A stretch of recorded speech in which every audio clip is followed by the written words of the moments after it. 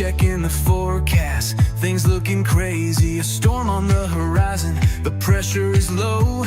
Gotta get moving, put on a show. The news is all buzzing, state of alert, but we've got a plan, we're ready to work. Emergency Management Associates, we're here for the crisis, we're here for the fates. From the first sign of trouble to the all clear sign, we're on the front lines, we're one of a kind. Emergency Management Associates, we're the calm in the chaos, we're opening gates, connecting the dots and making the calls. We're picking you up when you're starting to fall.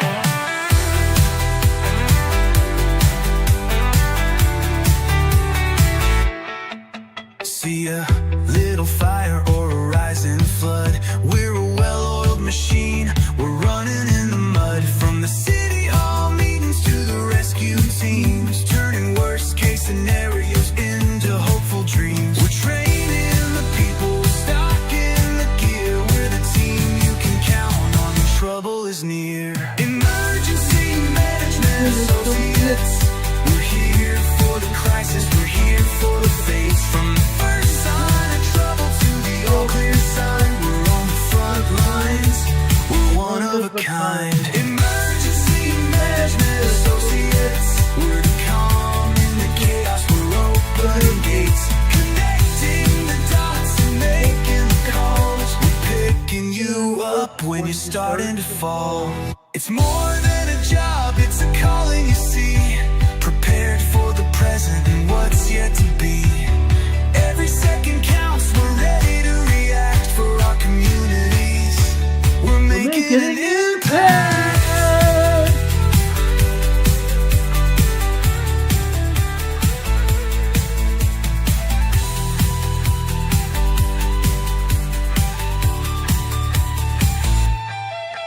Emergency Management Associates, we're here for the crisis, we're here for the fates. From the first sign of trouble to the all clear sign, we're on the front lines, we're one of a kind. Emergency Management Associates, we're the calm in the chaos, we're opening gates, connecting the dots and making the calls. We're picking you up when you're starting to fall. Yeah, we're picking you up, we're ready to go. EMA, let's get this show on the road. Let's get this show on the road, ladies and gentlemen. We are Emergency Management Associates, and we're on the air. How about that, guys? We're here for you when everything else goes to crap. We've always been here, guys. Thank you for being here. Thank you for being here very much. We appreciate you a lot. God bless everybody. We're thankful for our family here. We're thankful for our mods especially to help keep this program on the air. Thank you all very much for being here. Guys, we're coming on the air just about an hour and 15 minutes late. We have some information we want to show you tonight. Let's start off by taking down our banner here, taking down our panel here, right there. Let's go over and talk about earthquakes, guys. Want to talk about earthquakes? Let's talk about earthquakes. Let's go over to USGS map real quick, okay? We're going to start talking about what is going on in Japan and what happened last night. What happened yesterday morning, okay? This is important. I believe this is vitally important to understand what happened in Japan, okay? I hope everybody's going to be here. So far, we have supposedly 11 people watching the program. We know that YouTube is suppressing the information here on the program. They don't want us to be successful. They don't want us to be here. First off, these are not the only earthquake aftershocks that are a result of the 7.6 supposed quake. By the way, that 7.6 earthquake was over 8.0. That 7.6 earthquake that they told you about yesterday was actually over an 8.0 magnitude quake, much larger than they said. Here, they're showing a 5.6 very large earthquake. 5.5 to 5.9 is considered to be a very large earthquake. Over here, further to the northwest, this is a 5.1 earthquake here. Okay, large 5.1 earthquake. Over here, this is a 4.4 moderate earthquake. Okay, this is a 4.6 moderate earthquake as well. Again, these are not the only earthquakes that hit here. I want to make that an absolute promise. These are not the only earthquakes that hit here. Let me bring up my device here. I'm going to show you what has happened here today. What they're showing here is false information. They're showing false information again. Okay?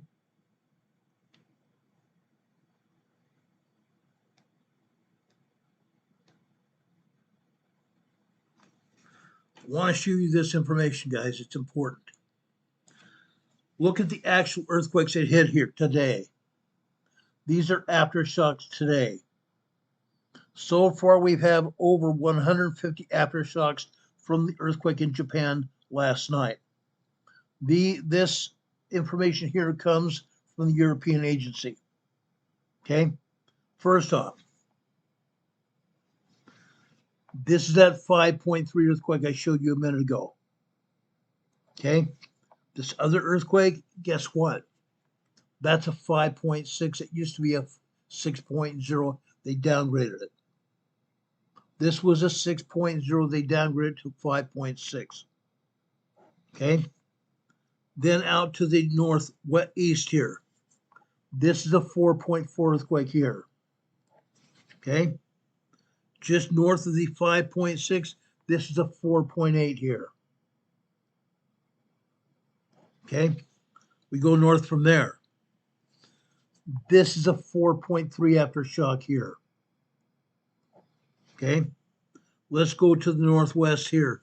This is a 4.3 here. South of there, this is a 4.0 moderate quake. Now, south of the 5.3, this is a 4.3 earthquake here. So instead of seeing 4 aftershocks here, instead of just seeing 4 aftershocks, we're actually seeing 8 earthquakes here. We're actually seeing 8 aftershocks here right now. Again, this is also not all the earthquakes that are here. That's because they have kept taking earthquakes off. They've kept erasing earthquakes off the map. Okay? Now, let me give you some more information about what happened in Japan last night.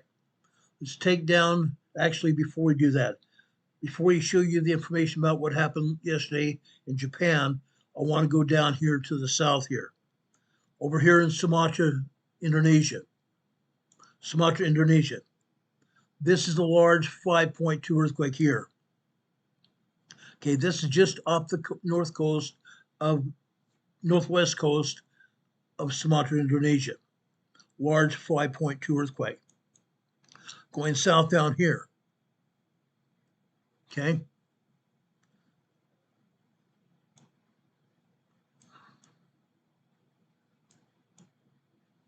Right here. Just off the southeast coast of Sumatra here. Okay. This is a 4.2 earthquake here. 4.2 moderate earthquake in the ocean here. Okay. That's just off the northeast side of Java, Jakarta, Indonesia. We go up here to the north, right here. This turned on to Indonesia. A 4.7 earthquake here. Let me run this down here. Look at this. They're not showing much of anything at all here. Not showing much of anything at all. This is terrible. This is disgusting.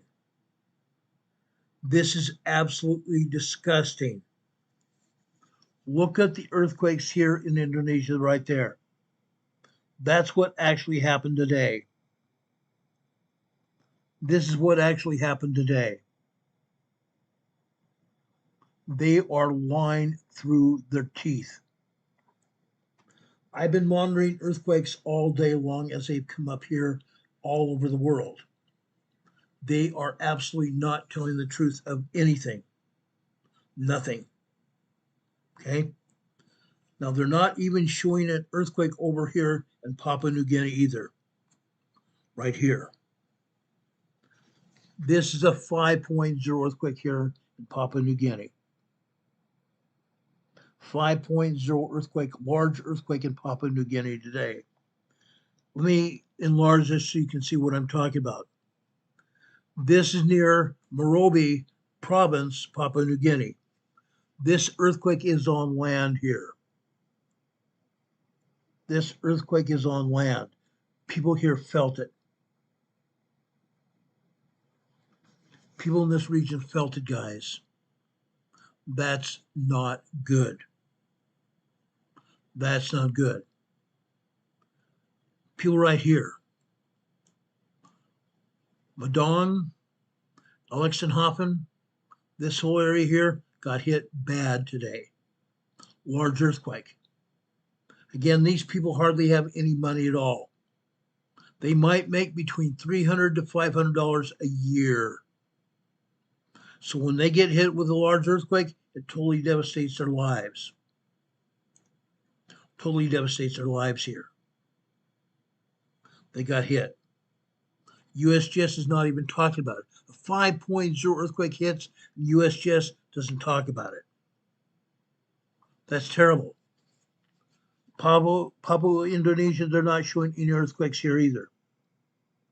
Quite a few earthquakes. On the north side, 3.9. 3.9 earthquake right there. Going to the west, 3.3. Offshore. The next earthquake is just barely offshore. This is a 2.9, 3.0. 2.9, 3.0. Since this was offshore, it's that small of an earthquake. I don't think anybody in Papua, Indonesia even felt this earthquake. The ocean waters absorbed the shockwaves of this small earthquake here. Unreal. Down to the south. Down to the south. And look where these earthquakes are, guys. They're on the edge of the plate. They're on the edge of the plate. Down south here. Right on the other edge of the plate here. That is a 3.9, 4.0 earthquake. 3.9, 4.0 earthquake. Guys, what do I talked about the plates here? There are 7 different plates here in the South Atlantic, or South Pacific, Southeastern Pacific, including Tonga, Indonesia, and New Zealand.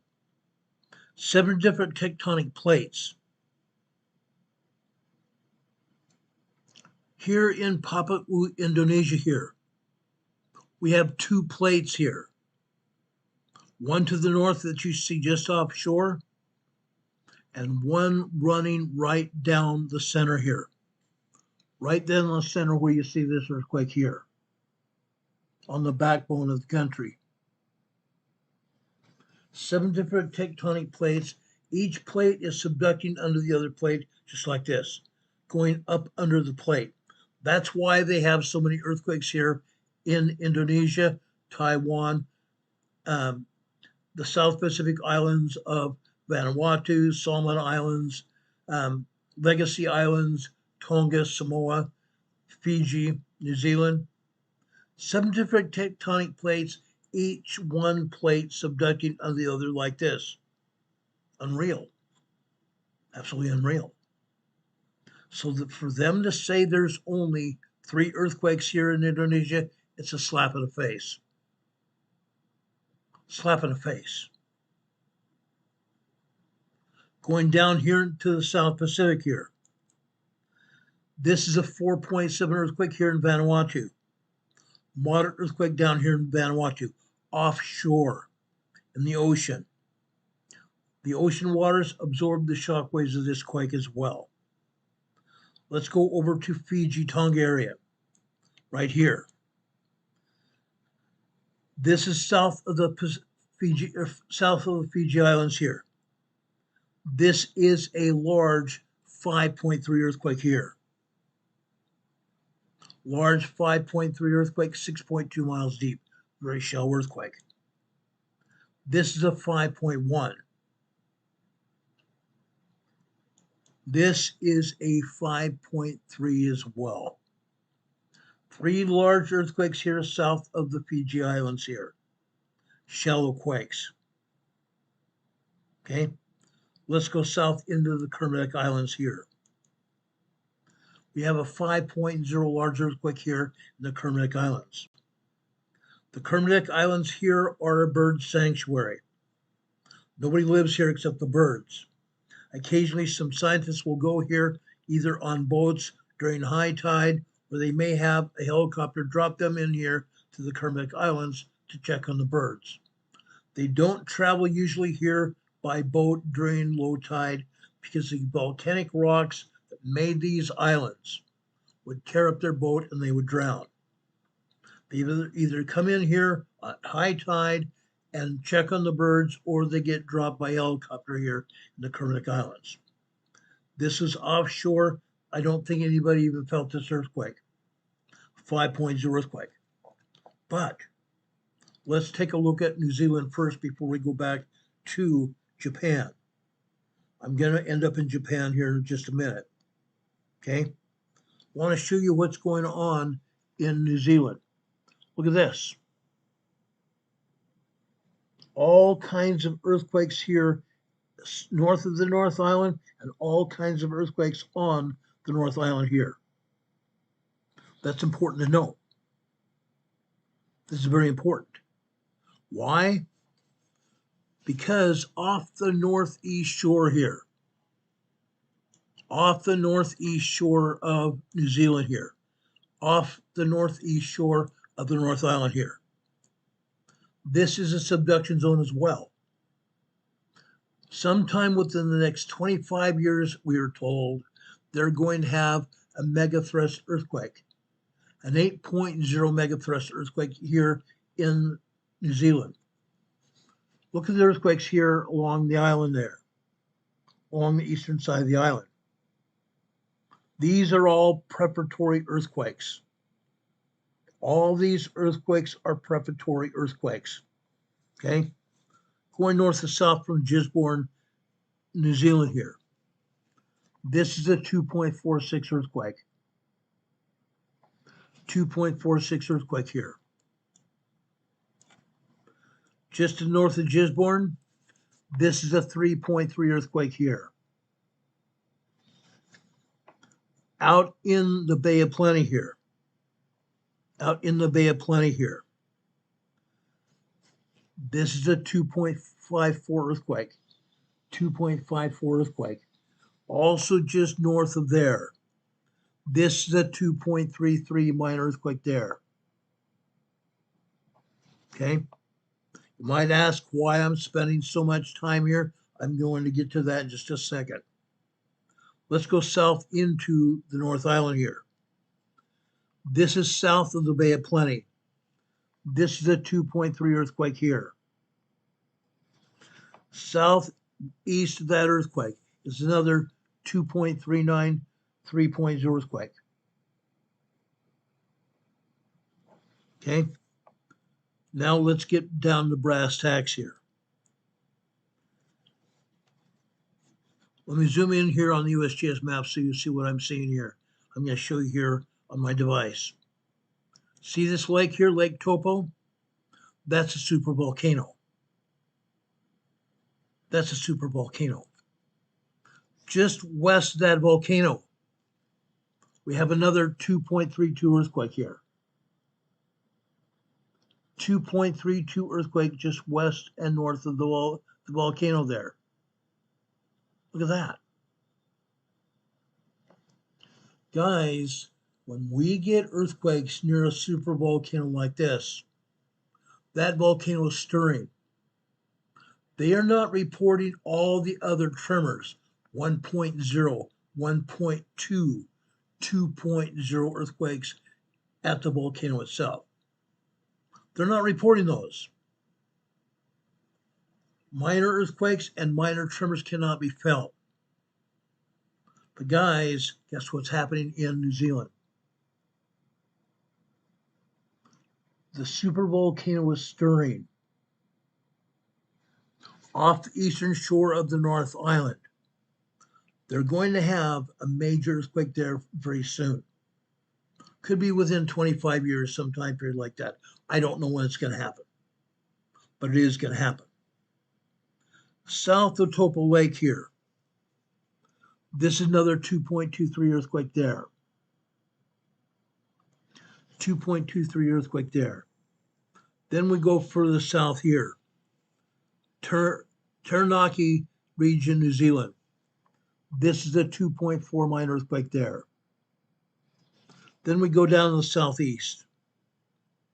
Okay. This is a 2.32. This is actually in the body of water between the North and the South Islands. This is called the Cook Strait here. This body of water between both of the islands here is called the Cook Strait. We have a 2.32 earthquake there. Just east of there, we have another 3.25. 3.25 earthquake there. Okay, I'm not done. I'm not done.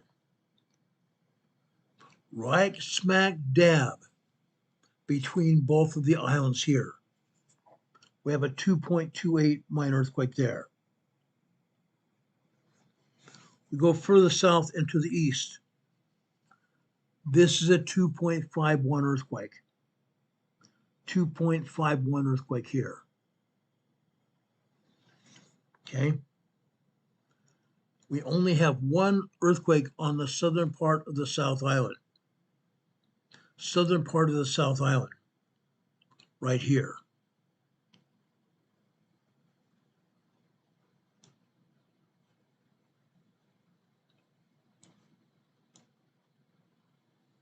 See where it says Southland? Just north of that word there.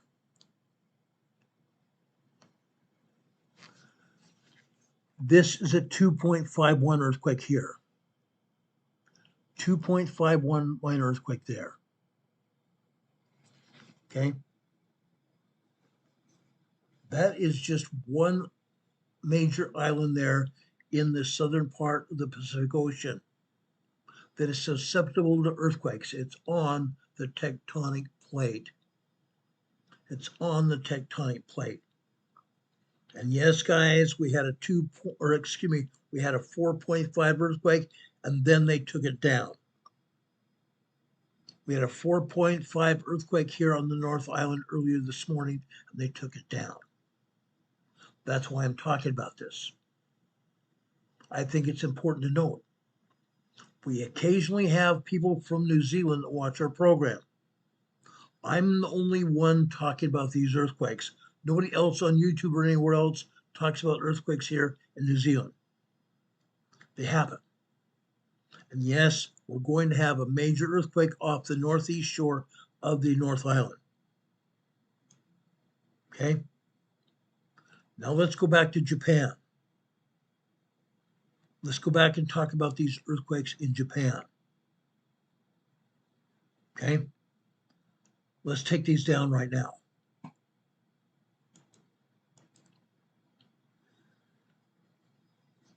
Let's talk about this.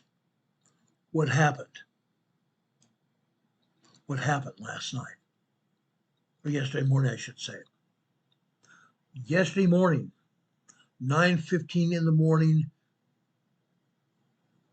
Eastern Time. 11:15 Monday night, Japan time. They had an earthquake. What was termed as a 7.6 major earthquake off the coast of Aomori Prefecture in Japan. Okay, what I'm going to show you should disturb you. Should disturb you.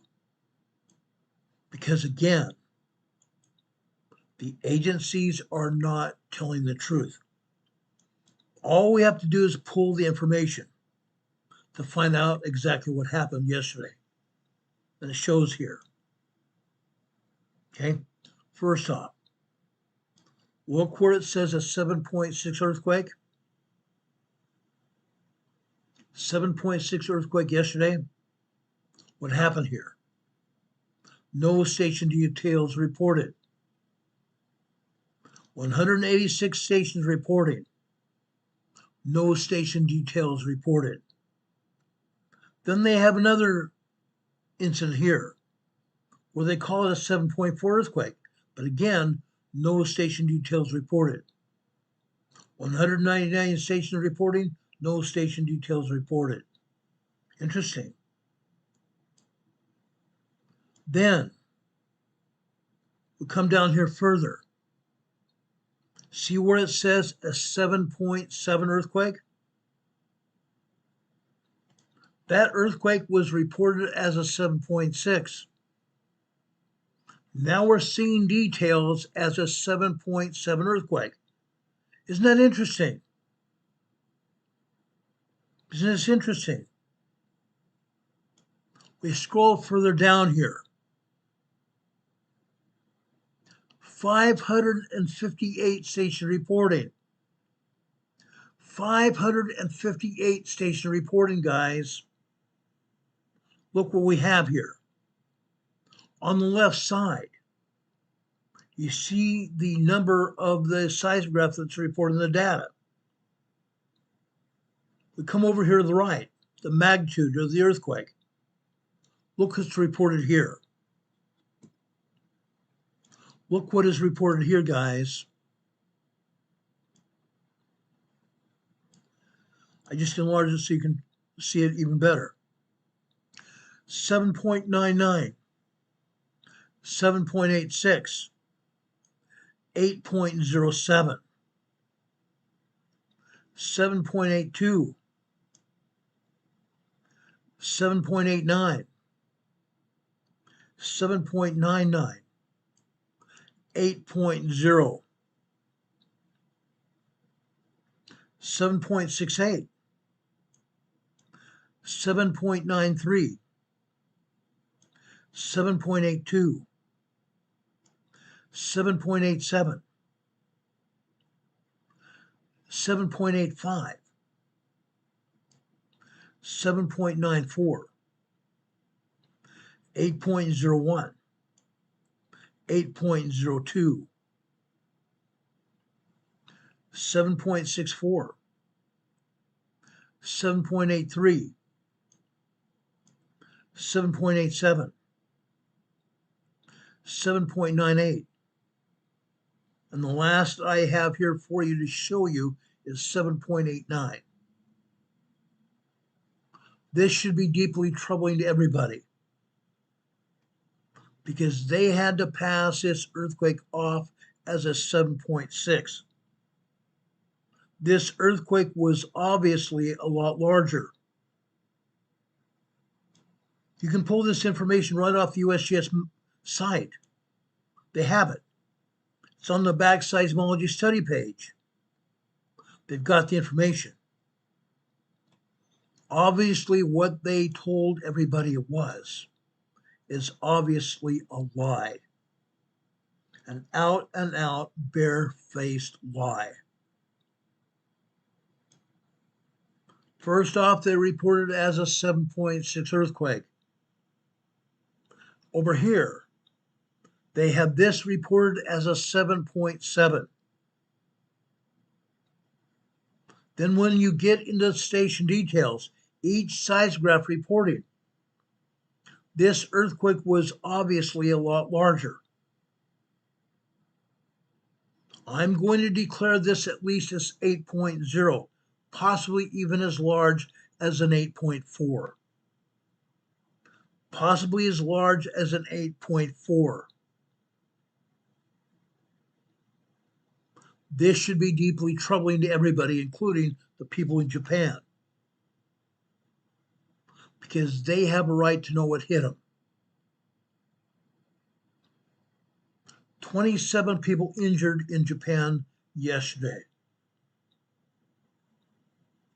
Yes, there were some things that were destroyed. Fortunately, this earthquake was far enough off of Hokkaido and Honshu, Japan, that there were no landslides. But as I showed you yesterday in the program, and you can go back and watch the beginning of yesterday's program to see it, chandeliers swayed in the breeze when that earthquake hit.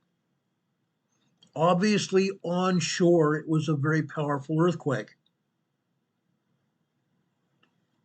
This earthquake could have been very dangerous.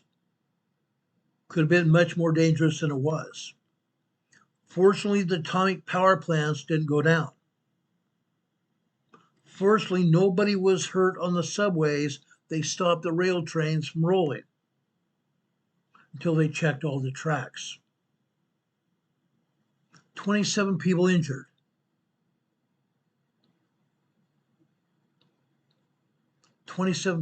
Guys. This is why I'm making a big deal about it.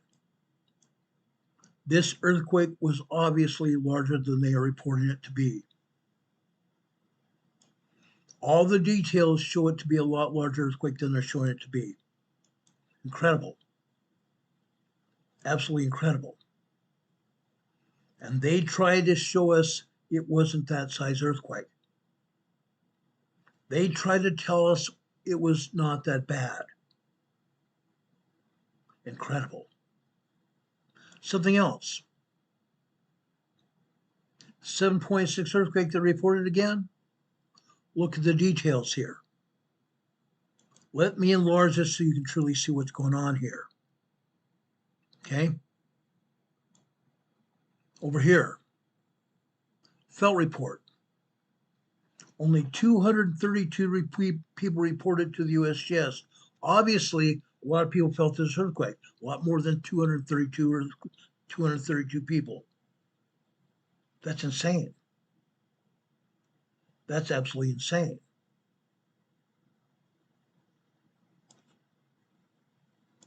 I'm quite taken back about that. Now let's go over here. I want to show you this. Okay? Shake map. Most of this shaking was offshore, but that earthquake was obviously felt on land. A lot more shaking happened than they're showing here. Let me enlarge this so you can see what I'm talking about here. Right here, these two graphs here in the center. That's what I want to focus on right here. Estimated economic losses, almost none. Almost none. Very little damage. Estimated fatalities, none. But those yellow boxes here indicate there were people injured. 27 people injured from yesterday morning's quake. Limited area affected. Again, the epicenter was offshore. There were no landslides. Very little liquefaction happened. Liquefaction is when they're shaking and it brings up the water on land, brings up the groundwater to above the surface, and it turns the surface into quicksand. Very little liquefaction at all. Let's go down here. Okay. Yes, we had a small tsunami, not more than 3 to 6 inches of water above normal tide levels. Very tiny tsunami. Could have been worse. Cross section of slip distribution. This was a strike slip earthquake. This was a strike slip earthquake. Let me take this down really quick. Strike slip earthquake is when the fault moves like this. This is a lateral fault movement. This was a strike slip earthquake like this. That's pretty much why there was no real tsunami. because the bottom didn't drop out in the ocean. The bottom didn't necessarily drop down in the ocean like this. Otherwise, there would have been much more of a tsunami. Hardly any movement. They got very lucky. They got very lucky. Let's go back to this. This was a strike slip movement, a north-south strike slip movement. They got lucky. This is a moment tensor ball, basically going from the southwest to the northeast. A northwest, this was a south to north strike slip earthquake on the fault line, on or near the fault line. Okay, I want to make sure you understand what happened here. I think it's very important. I think it's very important to understand what happened here. There was little or no ground failure, no landslides, and no liquefaction. They got lucky. It was a shaking that caused people's injuries. It was a shaking that caused people's injuries. Nobody got hurt other than that. They got very lucky. They stopped the trains from running. They got very lucky there. Nobody died. Japan, for the most part, is better prepared for earthquakes than any other place in the world. Japan is more prepared for earthquakes than anywhere else in the world. They've proven it time and time again. This could have been much worse. Much, much worse. Someone yesterday was saying this could have been a megathrust earthquake. Yes, it might have been a megathrust. It could have been a megathrust earthquake. Had it been even larger. It was not that large. Relatively large earthquake, but because it was a major earthquake, an 8.0 plus, I'm saying 8.0 plus earthquake, that's very significant. Could have been much worse. Now, let's go back to the USGS map momentarily. I want to show you this.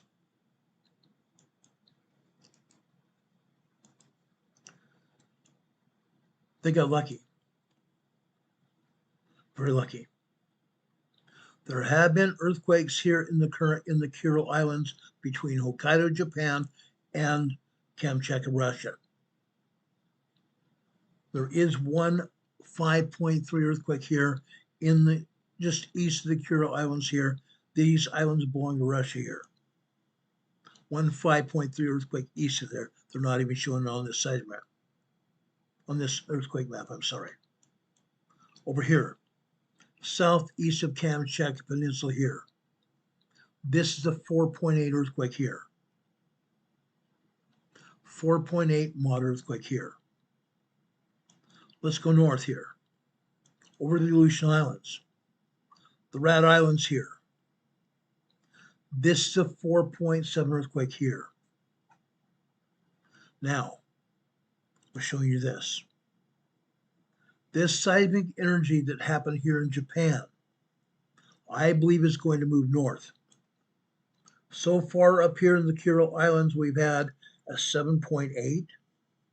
We've had an 8.8. We've had an 8.8, 9.4. That energy has moved over through Alaska already.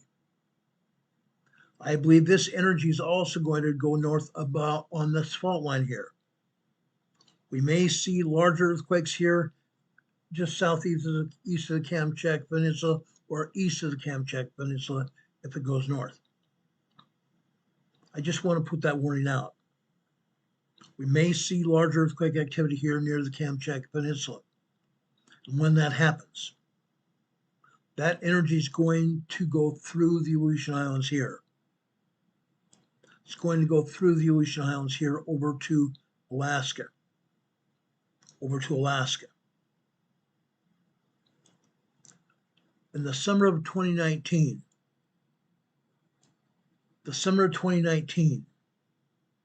Anchorage, Alaska had a 7.0 earthquake here. I believe that earthquake was probably larger than they said it was. I have reason to believe that. We might see this extra energy go up here into Anchorage. It's already been 6 years since they had a major earthquake here in Anchorage. That's about average. It could happen again. We have energy that's locked up here in Anchorage, obviously. This energy could also go through the Aleutian Islands over here into the Gulf of Alaska. Or then it could go over here to the southeast. Over here southeast. We've already had earthquakes over here in or north of Yakutuk, Alaska. Over here in the Yukon Peninsula area. Right up in here. Yukon territories. This is an example only of the average earthquakes here, average aftershocks of the earthquakes here. This area is still shaking. I believe we're going to see aftershocks here for a very long time. Major earthquakes hit here, and after the major earthquakes hit, we have aftershocks for anywhere from 6 months, 2, 3, even 4 years. That's how long these aftershocks are going to continue. Whether the USGS shows them or not, they're going to continue. Okay? There's something else everybody needs to know. Okay? Down here. Way down here. Back in 1958, I was only 3 years old. A major earthquake hit down here. It caused a landslide. Major landslide in here. This whole area went down here in what they call a harbor here, causing a massive tsunami here. Massive tsunami. The landslide here slipped into the water, causing a tsunami of 1,500 feet high, 1,500 feet high. The people living in here were killed. The people who were living here in this area were killed. See this island right here? It was occupied. That 1,500 foot tsunami wave swept people off that island. Could that happen again? Yes, it could. It absolutely could. The earthquake that hit here in Alaska and Yucatan territories could happen again. It absolutely could. This fault line is where that major earthquake occurred. Fortunately, Saturday's earthquake was north of there. That might be what saved this area again. I don't know. I'm just conjecturing. This area's had large earthquakes before, and I'm sure it's going to have large, very strong earthquakes in the future. Saturday's earthquake was a 7.2 major quake. 7.2 major quake. We've seen a lot of earthquakes here, all over Alaska. Several years ago over here, just south of the peninsula here, south of Sandpoint, Alaska, We had a 7.87 and an 8.7 earthquake here several years ago. Major earthquake right here, right there.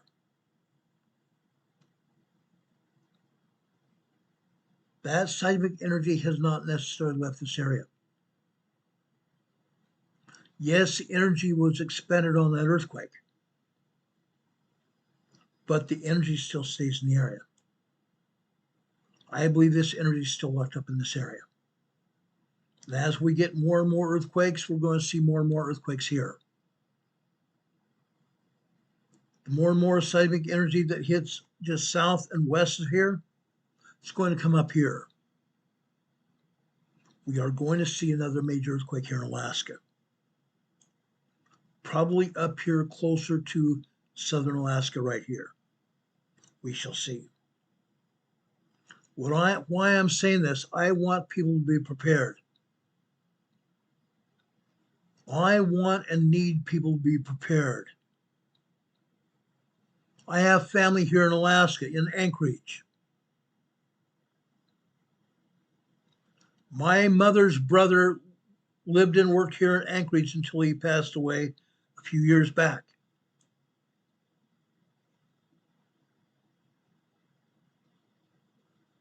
Lived and worked here in Anchorage. He has family here, so that means I have family here as well. I know people live here. What I'm asking everybody to do, get prepared. We talk a lot about preparations. Every Friday we talk about emergency preparedness in one form or another. I want everybody, and I'm asking everybody today, write an emergency preparedness plan. Write an emergency preparedness plan about what you are going to do when a disaster and or an emergency confronts you. It's not if it happens, it's going to be when it happens. Most of us have had an emergency and or disaster confront us in the past part of our lives. Most have. But if you had a plan, things might have worked out different, more positive for you. That's why I want everybody to write a preparedness plan. Today, if not sooner. Write a plan. That plan can save your life. When you are writing the plan, simultaneously, you and your family, or if you have a business, you and your employees can put together an emergency kit for yourselves and your business and your family. Having an emergency kit will save your lives. Food, water, clothing, flashlights, and other survival equipment. Those things can save your lives. Start preparing immediately, if not sooner. A lot of people on this program do just that. They prepared for long periods of time. I've been on the air almost 7 years now. Pulling up 7 years next April. I've been talking about earthquakes. I've been talking about hurricanes. I've been talking about fires. I've been talking about floods, rain, landslides. I've been talking about shootings, all kinds of stuff. We need to be prepared for that. We need to be prepared for that. And right now, there are feet of snow here on the ground in Alaska. Feet of snow. No joke. No small joke at all. It's not a joke at all. Snow is falling here. It's going to continue to fall here. That's what happens here in Alaska. It's happening all over the United States and around the world.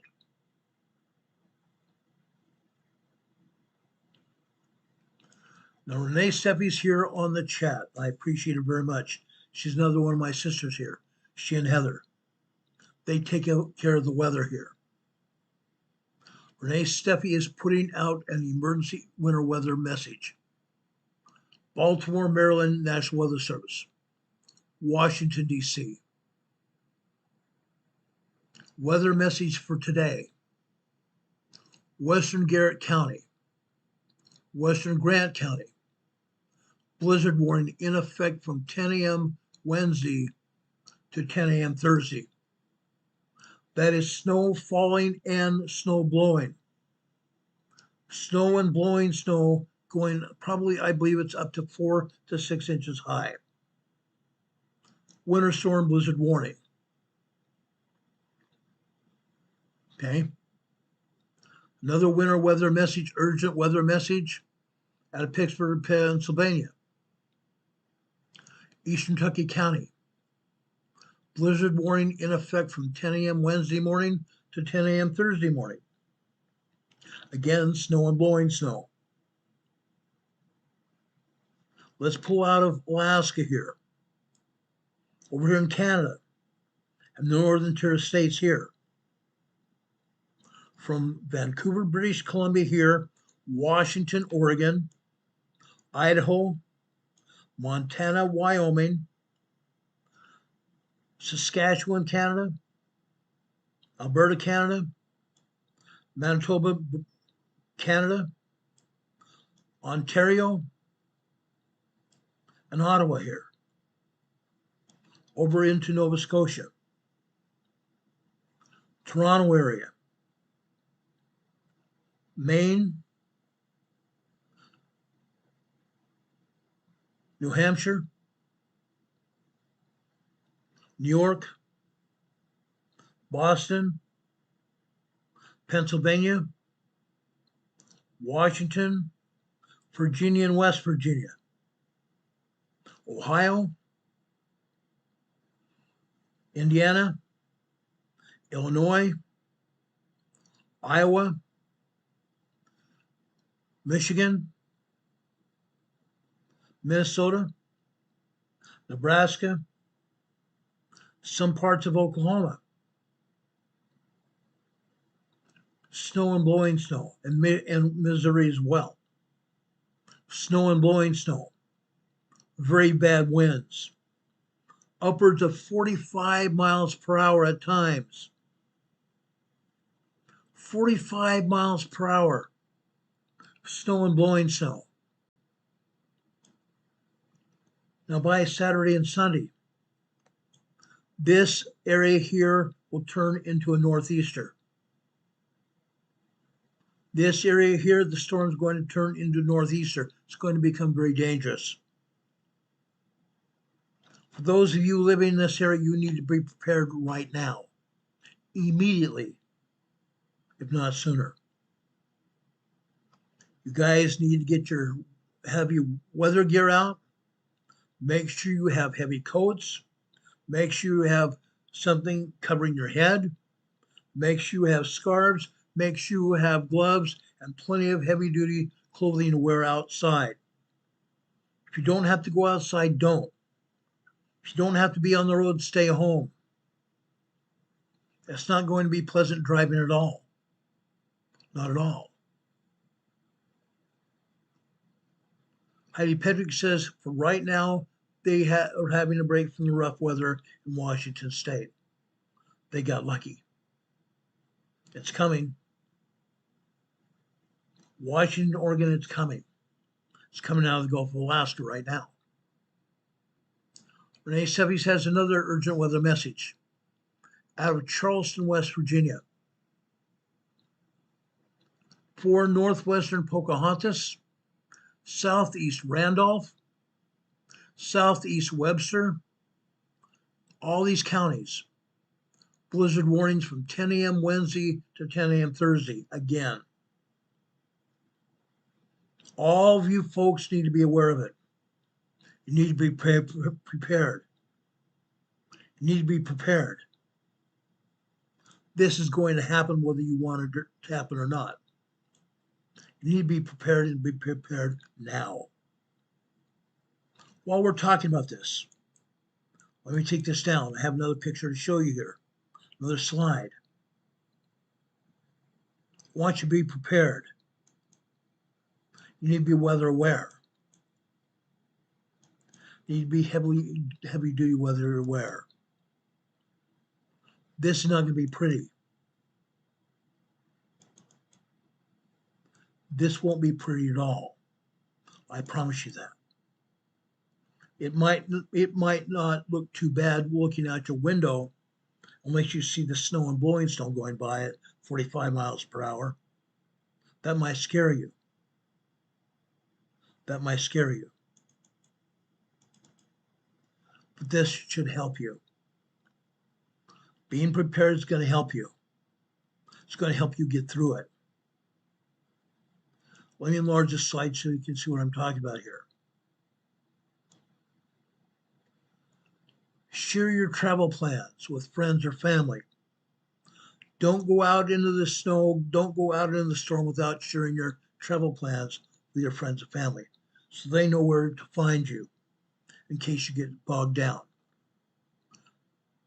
Next, winterize your vehicle. Get the weather forecast next. Know what you're going to be up against. We put out the weather now. It's going to continue going out during the rest of our program and even after that. Get your weather forecast. If you think it's going to be too bad, stay home, stay off the roads.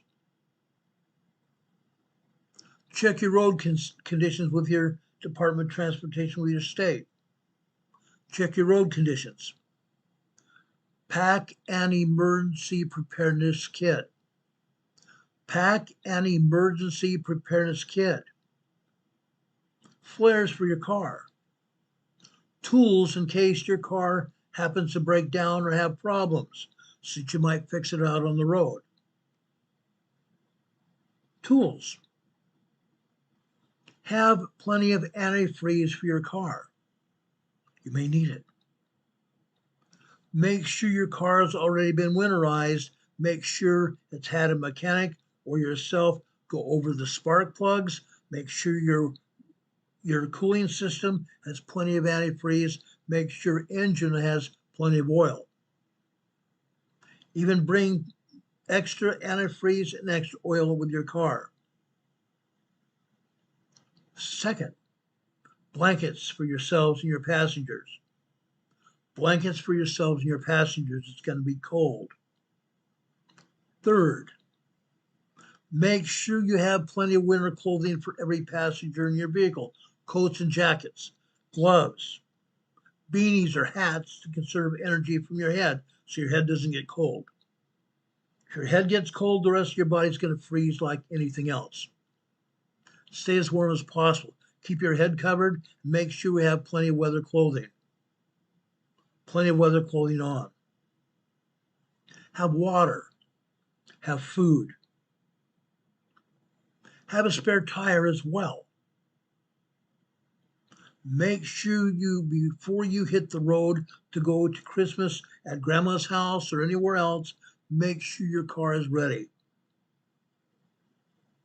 This storm's not going to be nice at all.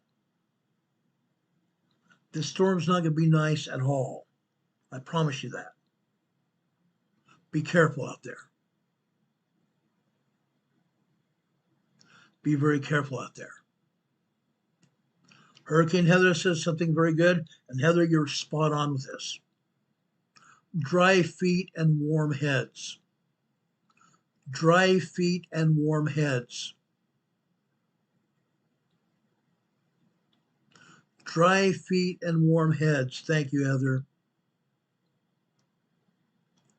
Sleeping Volcano is listening to our program. Thank you for being here, Sleeping Volcano. God bless you. Sleeping Volcano has been having some health issues, and we're praying for her as well. Pray for everyone in our program. Pray for your families. Pray for your families.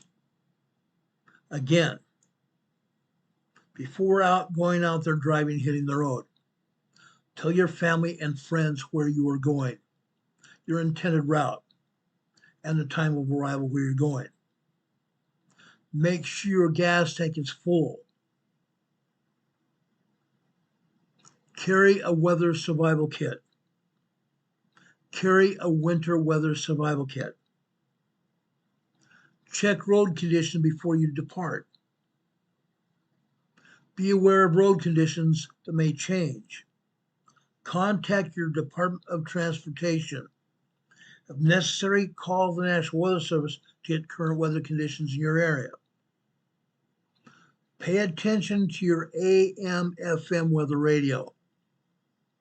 Pay attention to your AM/FM weather radio.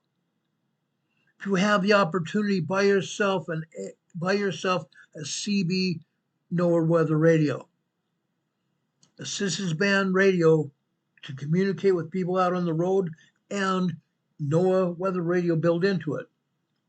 That way you'll have the latest weather conditions in your area. Okay? Make sure you are paying attention to everything. Okay? If you are planning on traveling, make sure you have plenty of sleep time before that. Make sure you have plenty of rest time before that. Being out on the road can be very dangerous. It can be very, very stressful. If you get stressed out, you're not going to be able to even drive. Okay? Don't drive under those conditions. Okay? If you plan on traveling, travel at a later time after or long before the storm hits. While driving, slow down. Don't use cruise control. Do not use cruise control. Why? Because if you're driving during a very cold area, through a cold area, your control centers on your car can freeze. If you are operating on cruise control, your cruise control can freeze, and then you can't stop your car. Be careful. Reduce speed. Reduce speed. Even my own children that we talk to on a regular basis, guess what, Dad? We're doing 75 in a 65. We're doing 90 miles per hour in a 65 mile per hour zone. I'm going, oh man, don't do that. Slow down, guys. Slow down. Slow down during colder weather. Slow down, period. Drive the speed limit, or when it's bad weather out, drive less than the speed limit. Most of the time when we're driving the speed limit, we're going to be fine. But during inclement weather conditions, if you're driving the speed limit, that might be too fast. Slow down. Make sure you reduce distances. Make sure there's plenty of distance between your car and the car in front of you.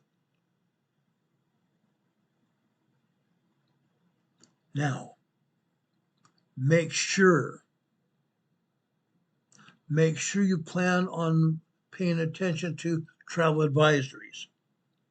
Travel advisories. Occasionally you see a highway sign above the highway. They will give you a travel advisory. Pay attention to it. If you're out traveling, you have the radio on, they give you a travel advisory, please pay attention to it. Okay? Please pay attention to traffic advisories, road conditions, and also road closures. If you see a sign that says road closed, slow way down. You might not get another warning about the road being closed. All of a sudden, you'll see a sign saying road closed. You can't go any further. You might have to smash into it. I hope you don't. Be safe out there.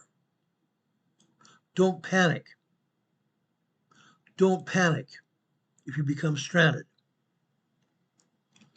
Call someone if you can to let them know what happened, that you are stranded. Do not try to walk to safety. Let me tell you what my father did back in the early 1970s. One of the reasons we moved from Fargo, North Dakota in 1971-72 was because of the winter blizzard between 1971 and 72. My father was traveling on Interstate 94 west of Fargo, between Fargo and Jamestown, in a blizzard. His brakes froze. His brakes froze. There was a snowbank on the side of the highway. He dragged his car down the snowbank to slow it down. Once he got it stopped, he noticed a telephone booth off the side of the highway. At that time, there were no fences. He could walk possibly to the telephone booth. Guess what? It was way too cold. He almost didn't make it. He almost didn't make it. Don't go wandering away from your car. Stay with your car. Stay with your car. Stay with your car. Stay with your car. If you get out of the car, you might get hit by another car. You might get hit by approaching traffic. Happens all the time with our police officers. Don't do it. Don't do it. Don't try to walk to safety. Attach a cloth to your car's antenna or your mirror to indicate that you need help. Preferably a bright red cloth, a large bright red cloth. Okay? Use a dome light and flashers to make your vehicle more recognizable.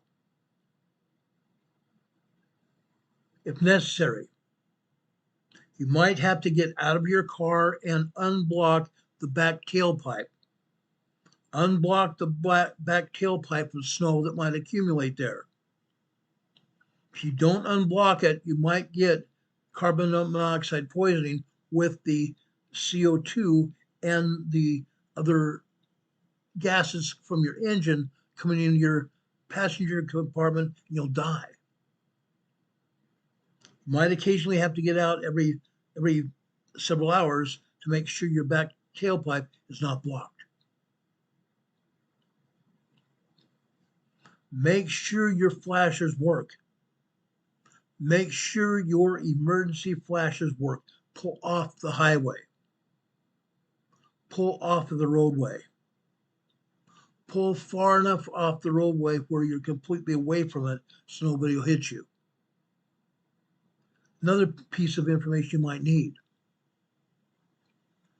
Some drivers especially after dark, they'll see somebody's flashing lights.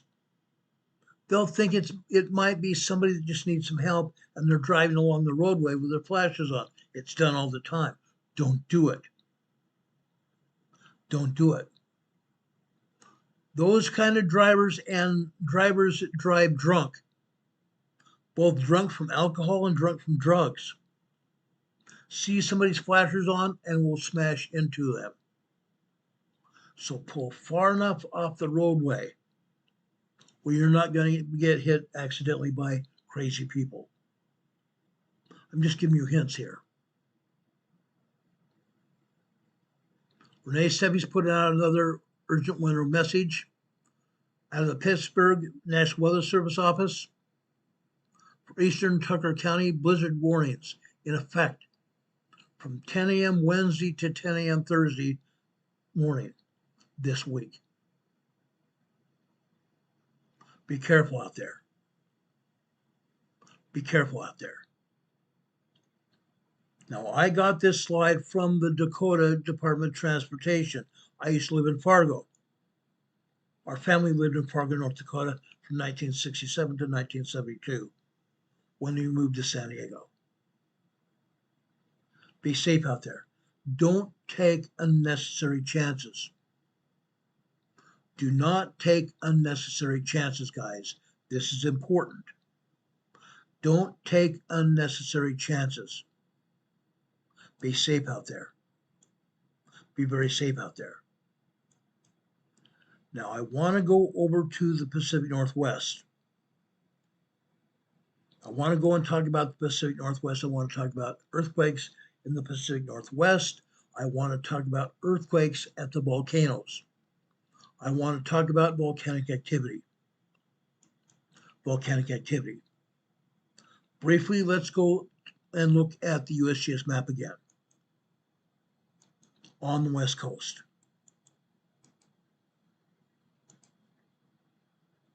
Okay. Offshore from Oregon, right here. On the northwestern side of the Blanco fracture zone here. Northwestern side of the Blanco fracture zone here. We have an earthquake.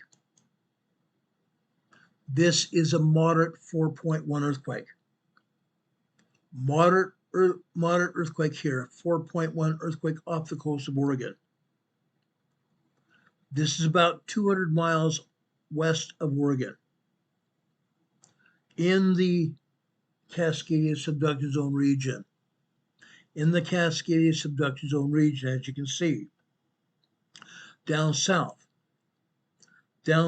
here on the Gorda Escarpment, west of the Triple Junction. We have another earthquake here. This is a 2.2 mile earthquake here. This is 45 miles west of Petrolia, California. Again, this is in the Cascadia subduction zone region to the south. Okay, we talked about what's going to happen with the Cascadia earthquake when it hits. We talked about that last night. We're going to talk about more tonight.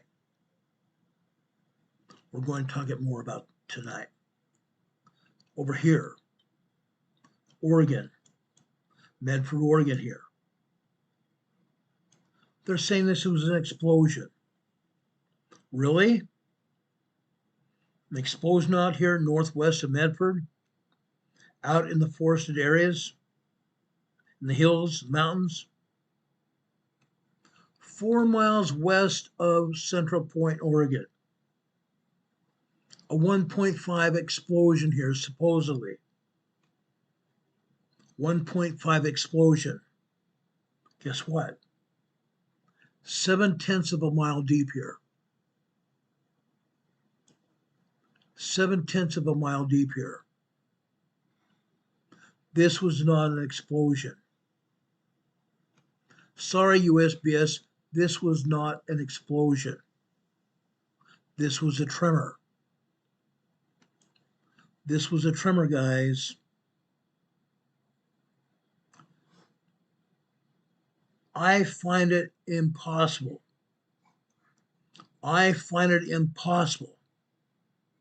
For the USGS to do this when they know darn well there is no explosion and no quarry blast. I checked. It's very easy for USBS to do the same, but they didn't. And no, Demon Catman, this was not a spontaneous combustion carnivorous exploding tree. We might have squirrels laughing and giggling because USGS got this wrong. If our squirrels, our marmots, and other creatures out here in the forest even know what that is. It's not an exploding tree. This is another tremor in the Cascadia subduction zone region. This is another tremor in the Cascadia subduction zone region. It's incredible what the USGS tries to get away with. The other day I heard from somebody reliable, matter of fact, that there are no earthquakes here in Oregon. Ever. Rarely do they ever show earthquakes here in Oregon. There are plenty of earthquakes here in Oregon every day. They said there's never earthquakes here in Oregon every day. I can show that. I proved it in the past. I'm going to show you earthquakes there today. Some earthquakes all over Oregon today. Washington. USBS is showing 2 earthquakes here in Washington. Let's look at this one at Mount St. Helens. Interesting enough. Over here, just below the rim of Mount St. Helens. Guess what? They're calling this a 0.4 microquake. Guess what? It might have been a microquake, but it was 4.3 miles deep. Actually, I'm sorry, 5.3 miles deep. Incredible. Down inside the volcano. Down inside the volcano. And guess what? Besides that, this was not the only microquake. It wasn't the only tremor. It wasn't the only minor earthquake. It was not the only small earthquake to hit Mount St. Helens today. There's a lot more. I'm going to show you that in a minute. Earthquakes at Mount Rainier. They're not showing any. What a joke that is. What a joke that is. There are tons of earthquakes at Mount Rainier. All around Mount Rainier. All around Washington State. They're showing one earthquake over here in southwestern Washington. Right here. Tues, Washington. Interesting place. This is just outside of Tulips, Washington. Tulips, Washington. Interesting. 1.5 tremor. Guess what? We're talking 20.3 miles deep. 20.3 miles deep here. Incredible. Just incredible. But again, this is also not just one earthquake here. It's not just one earthquake. There are a lot more. I promise you that. There are a billion more. Well, actually, quite not a billion, but there are a lot of earthquakes there. And for them to say there's no earthquakes any day in Oregon, what a joke that is. What a cotton-picking joke that is. That's just insanity. That is absolute insanity, guys. Give me a second. I want to show you something else here.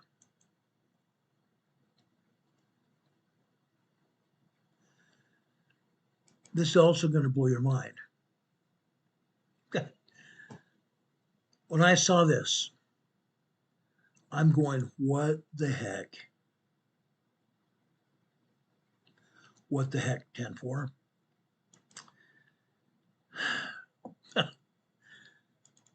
When I saw this, I'm just shaking my head. Absolutely shaking my head. I'm going to show you that right now.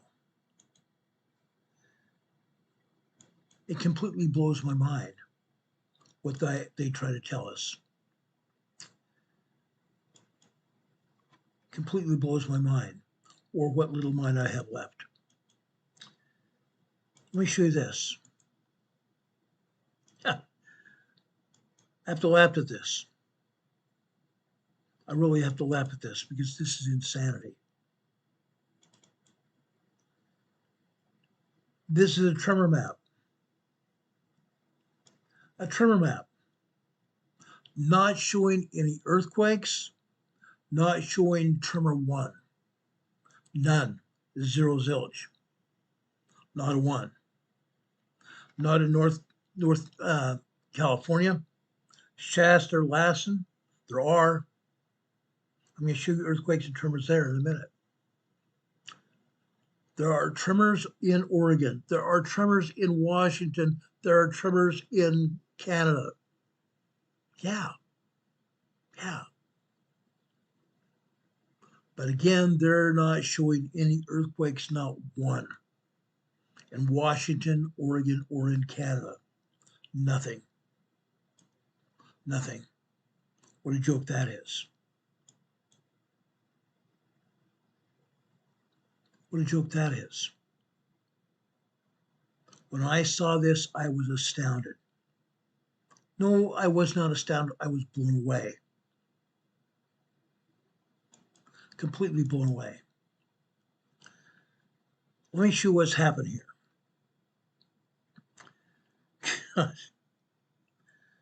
First off, let's talk about earthquakes over on the land, not at volcanoes right now. I will get to the volcanoes in a few minutes.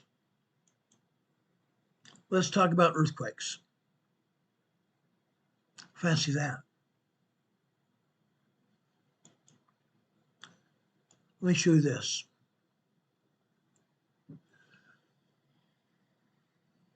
This is in Alstadt, Oregon. Look at this. What is this? Harmonic tremors. Harmonic tremors, guys. Why?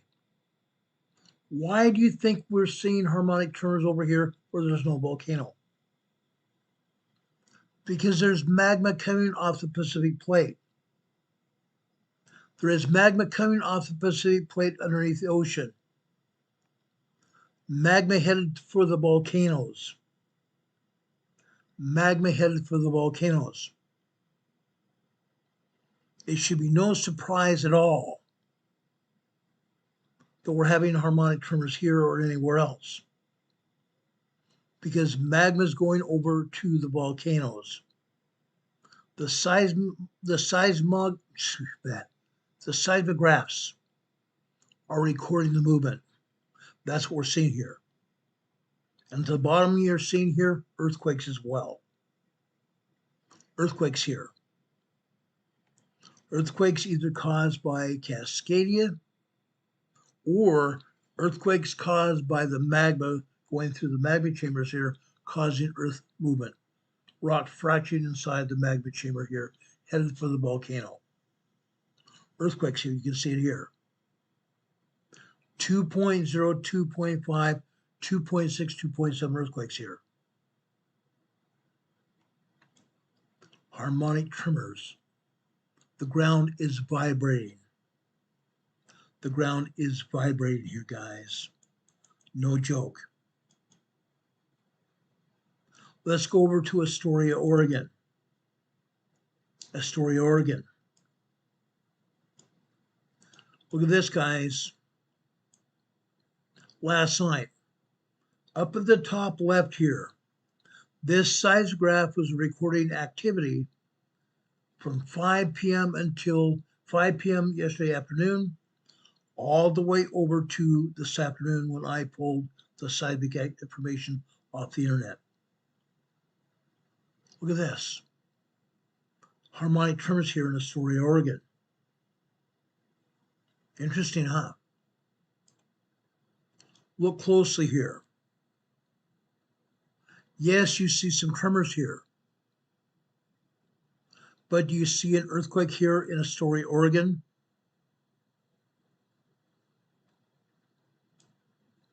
Do you see an earthquake here in Astoria, Oregon?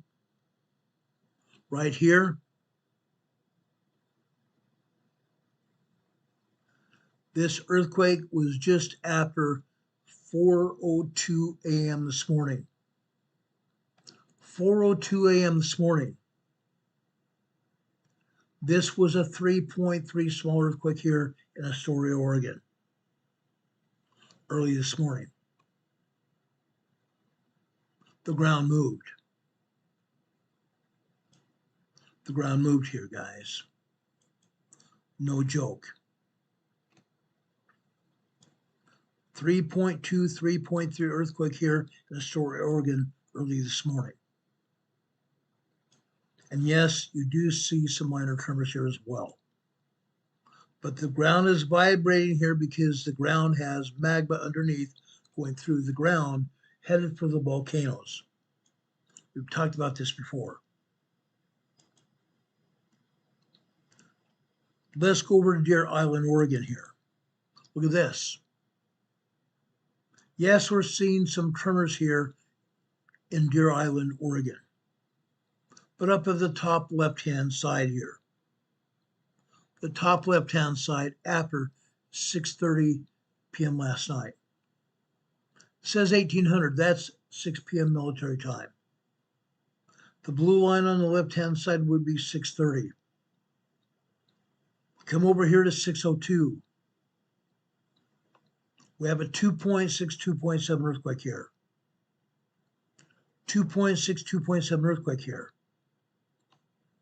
How about that one after 5:30 yesterday evening? Look at that. About 5:07 p.m. yesterday evening. 2.4 earthquake. 2.4 earthquake there. And a bunch of tremors here. Lots and lots of tremors here, guys. How about that? Tremors happen. Earthquakes happen. Look at all these other tremors here. And one more earthquake here. One more earthquake here today. Early this morning. This earthquake hit. Let me enlarge this for just a second. This earthquake hit after 7:43 this morning. 7:43 this morning, this was a 2.6 earthquake. 2.6 earthquake here. Deer Island, Oregon. Was this shown on the USGS map? Heck no. No, it wasn't. None of this information showing up on the USGS map. Why not? Why not? It happened, didn't it? How about Seaside, Oregon? Look at this. This activity happens every day here in Seaside, Oregon. Lots of tremors and earthquakes as well. Tremors and earthquakes all day. 7 days a week. 365 days a year. And yet the supposed expert on earthquakes in Oregon said nothing happens here. No earthquakes happen any day here in Oregon at all. Really? Look at all these tremors here.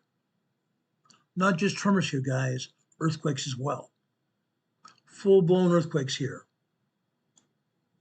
Seaside, Oregon. How about that? Look at this earthquake in blue here. This is after 6:30 this morning, 6:32, 6:33 this morning. 2.4, 2.5 earthquake. There are lots of them here. Lots of them. Between approximately 9 a.m. and 12 noon, between 9 a.m. and 12 noon, we had harmonic tremors. Harmonic tremors and earthquakes as well. Harmonic tremors being picked up because there's magma beneath the ground that's making the ground vibrate. Yes, we have earthquakes here. 2.3, 2.4, 2.7, 2.8 earthquakes here this afternoon. Yeah. Lots and lots of earthquakes here in Oregon. And no, guys, I'm not showing you all of the earthquakes all over Oregon. I just pulled 5 examples for you. Here in Seaside, Oregon, we have probably close to 100 earthquakes here, meaning tremors, minor earthquakes, and regular 3.0 large earthquakes here. Over 100 earthquakes here in Seaside, Oregon. Yet nothing allegedly happens here in Oregon. That's interesting. How about Washington? Let's take a look at Washington. Let's start up in Graveland, Washington. Up here in the Puget Sound area of Washington. Graveland, Washington. We started off the evening yesterday with nothing but tremors. Lots and lots of tremors there. Look what happens today. Look what happens here today, guys.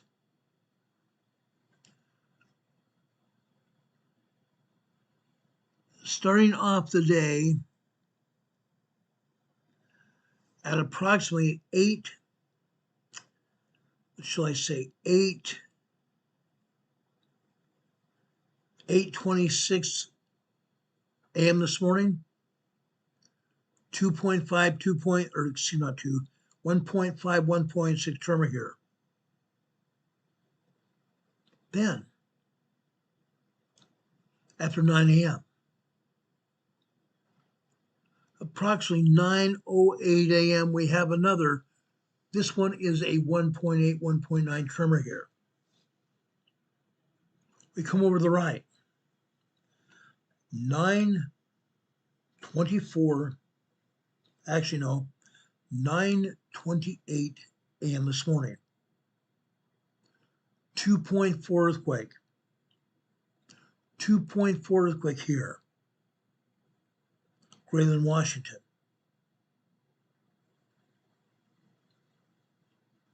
Then we jump down here to 9:30, about 9:34, almost 9:35 this morning. 2.6, 2.7 earthquakes. I said plural, didn't I? 2.6, 2.7 earthquakes right here. Then we have a bunch of tremors, 1.9, 2.4, 1.7, 1.5 tremor, 1.9 tremors down here at the bottom on the red line here. Incredible. Nothing supposedly happens here in Washington, does it? Grayland, Washington. There's a intergalactic airport here. Yeah, an intergalactic airport here in Grayland, Washington. That's where the seismograph sits. Let's talk about Grays Harbor, Washington.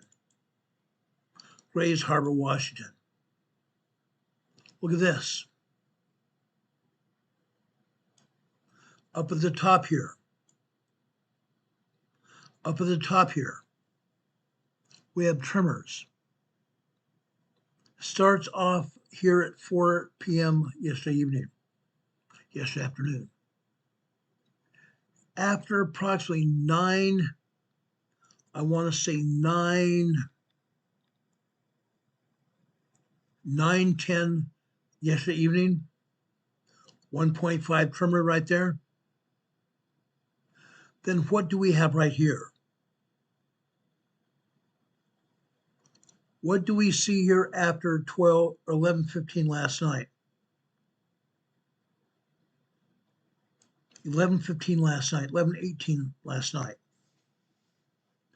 3.3 small earthquake here. 3.3 small earthquake here in Grays Harbor, Washington.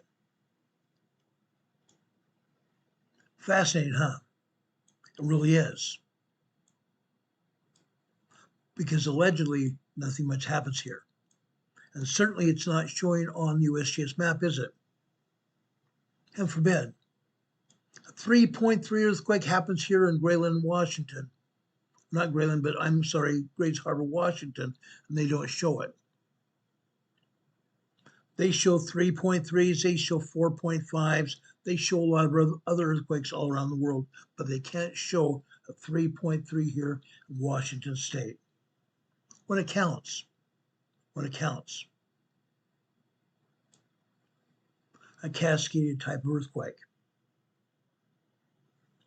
Cascadia is responsible for this earthquake hitting. Later this morning, more 1.5, 1.7 tremors here. Today, this morning, yet supposedly nothing ever happens here.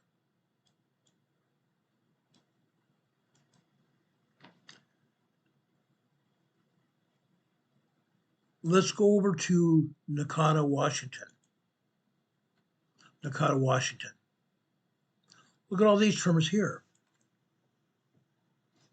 They say nothing happens. It's not showing 1.5 tremors in Washington, except an explosion that didn't happen, that was over 5 miles deep. A tremor. They call it an explosion. We have an earthquake here. We have a ton of tremors, but we also have an earthquake here. Okay? That earthquake happened here after 10 p.m. last night. After 10 p.m. last night, approximately 10, 11 p.m. last night. 2.7, 2.8 earthquake here. 2.7, 2.8 earthquake here. 10, 11 p.m. last night. Bunch of tremors here. Lots and lots of tremors here. Probably close to 70 tremors here. Interesting. Because on the tremor map, they don't say anything's happened here. Lots and lots of tremors in an earthquake. Interesting. How about Radar Ridge in South Washington? Radar Ridge in South Washington has harmonic tremors and a bunch of other tremors. We have magma flowing in off the Pacific Ocean headed for the volcanoes. That's why we have harmonic tremors here. Radar Ridge, Washington. Let's jump over west to Ocean Shores, Washington. There's a community, about 25,000 people live here in Ocean Shores. Interesting.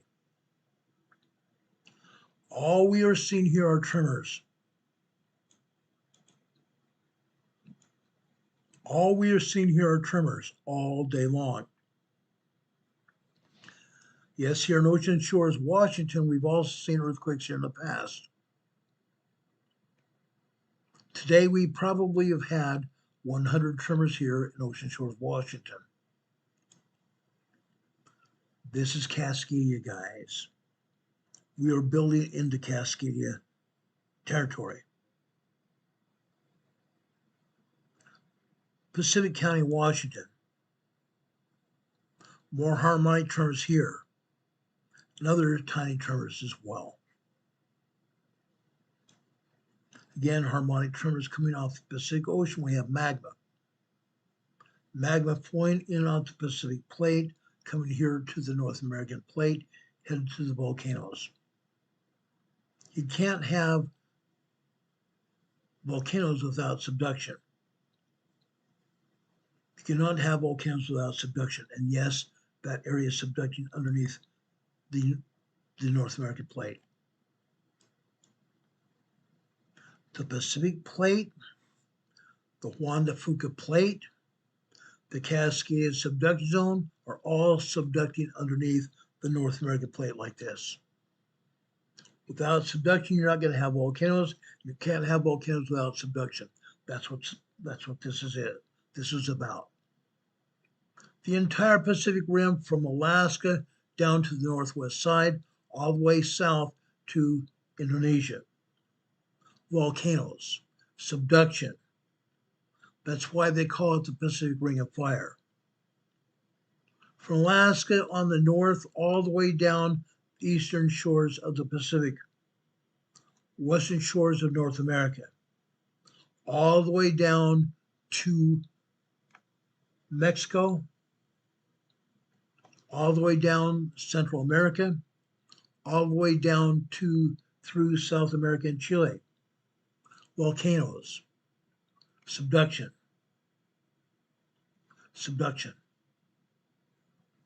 That's what's going on. Pacific County, Washington. Lots and lots of tremors here.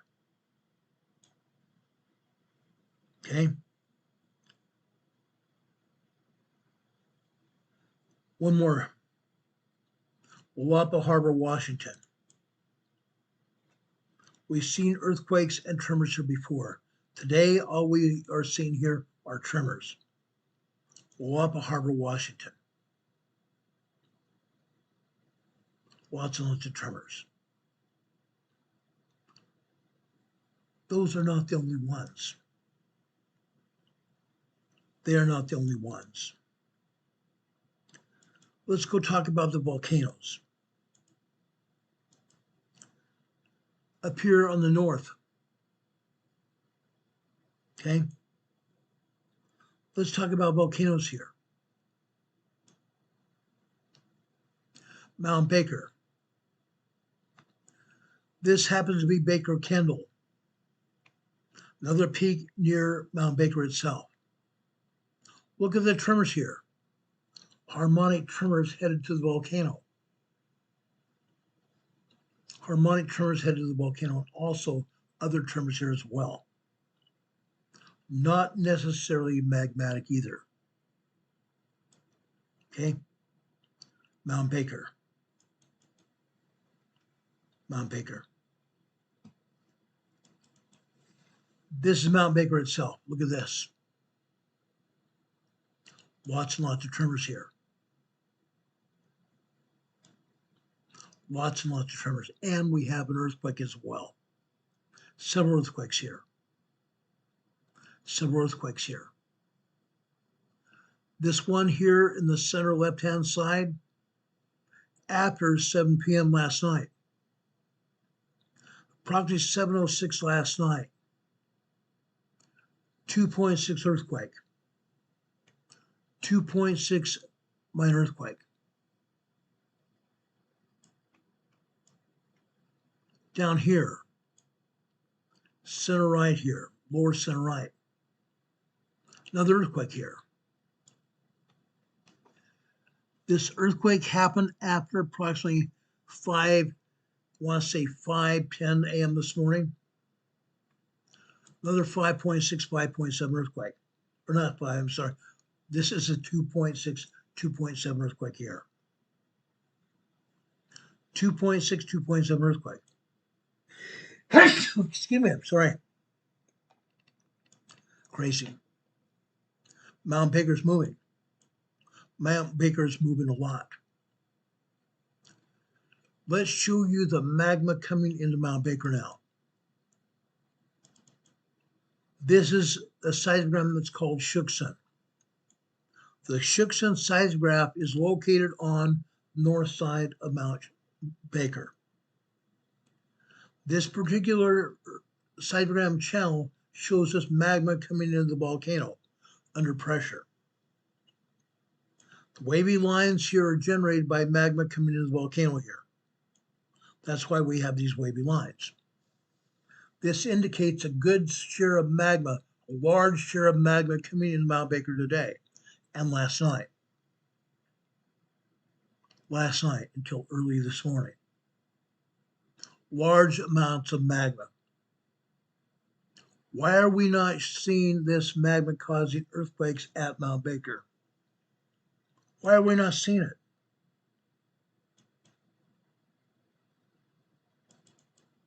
Why are we not seeing all these earthquakes that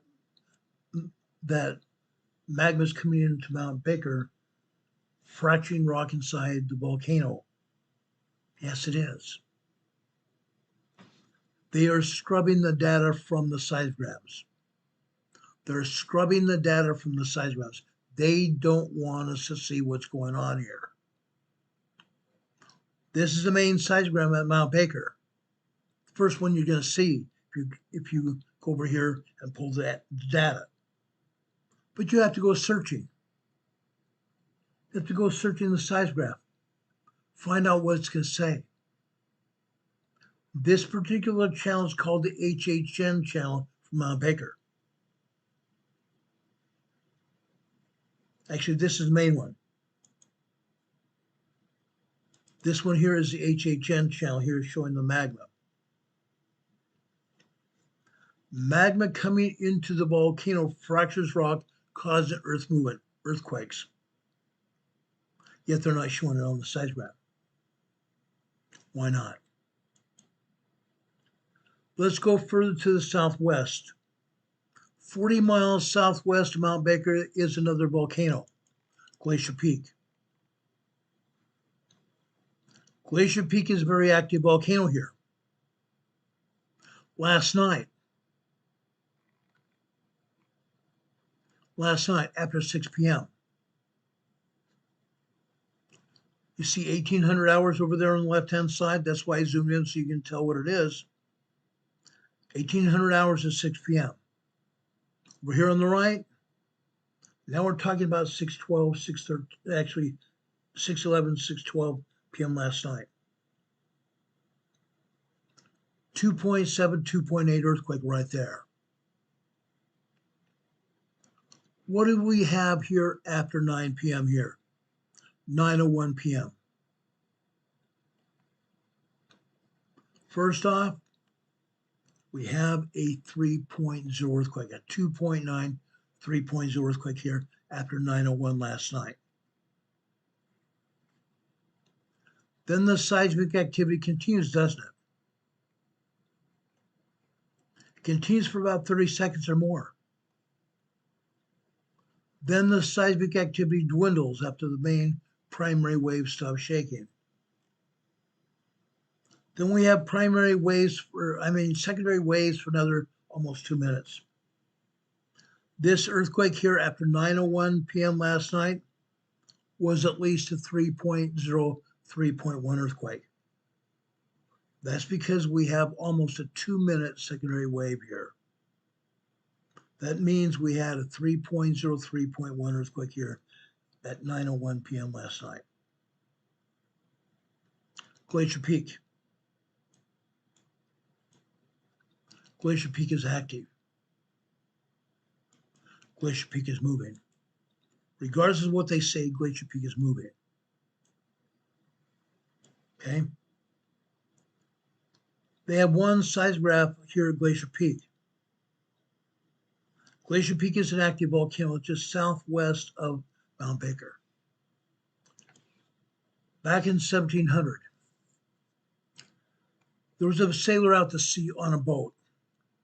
He kept a captain's log. The captain's log said that he saw either Glacier Peak or Mount Rainier moving, erupting, when the Cascadia earthquake hit. He saw either Glacier Peak or Mount Rainier erupting when the Cascadia earthquake hit. Incredible. During the last 2 years, actually, it might have even been 3 years ago, the Pacific Northwest Seismic Network said that they were going to put up 5 seismographs on Glacier Peak. That still has not happened. They ran into all kinds of problems with environmentalists. The environmentalists said that if the USGS and the Pacific Northwest Seismic Network were to put seismographs on the mountain, that they would disturb the marmot population. That they would be disturbing the marmot population. Heaven forbid they do that. But what the environmentalists are not saying, they're not saying that this is an active volcano, that this volcano could erupt. I believe that is one reason why we're not seeing more earthquakes here at Glacier Peak. They still are scrubbing data from the seismograph here. How do we know that? Because there have been occasions when there's a ton of activity here at Glacier Peak. And yes, this is an active volcano. The reason we're not seeing the activity as much on the main seismograph is because they're scrubbing the information off the seismograph. Heaven forbid we see it. Incredible. Let's jump down here to Mount Rainier. I just love Mount Rainier, don't you? All kinds of activity, hasn't been. Let's jump down here to Camp Sherman. Camp Sherman. Look here. Cam Sherman's seismogram is showing harmonic tremors again. Lots and lots of harmonic tremors. Incredible, incredible. Down here at the bottom, we're seeing seismic movement here. Not just harmonic tremors, we're seeing some minor earthquake activity here at Mount Rainier, at Camp Sherman. Camp Sherman is located, the seismograph itself is located on the upper third of the top of Mount Rainier. Upper third of Mount Rainier. Okay? Camp Sherman's moving. Magma indeed is coming into Mount Rainier. It's shaking the volcano, vibrating the volcano here. Interesting. Interesting. Let's take another look. That's Camp Sherman. Let's look at Camp Muir. Camp Muir, it's also vibrating here. We're seeing harmonic tremors again. But it's not just vibrations.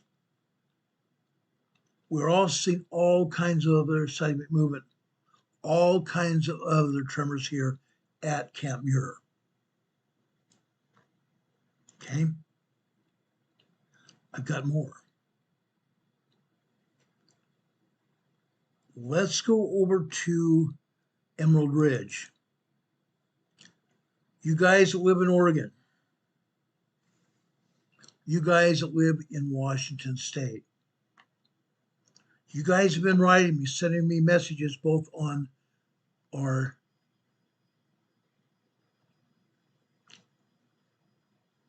email and text messaging. You guys are telling me that you feel movement here in Washington. You feel movement of the volcanoes. You feel earthquakes happening. They're not talking about it on the news. They're not talking about it on the USGS map or anywhere else. It's happening. It's happening. Here at Emerald Ridge. Emerald Ridge is on the southwest side of Mount Rainier. Southwest side of Mount Rainier. Look what we're seeing here. Harmonic tremors. Harmonic tremors, and we also have some minor earthquakes. 2.0, 2.3, 2.4 earthquakes here. And we have tremors all over here. Look at that. Harmonic tremors, minor earthquakes, and more tremors all up and down the seismograph. Back to back, side to side.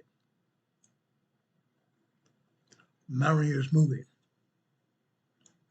Definitely moving. There's something else though.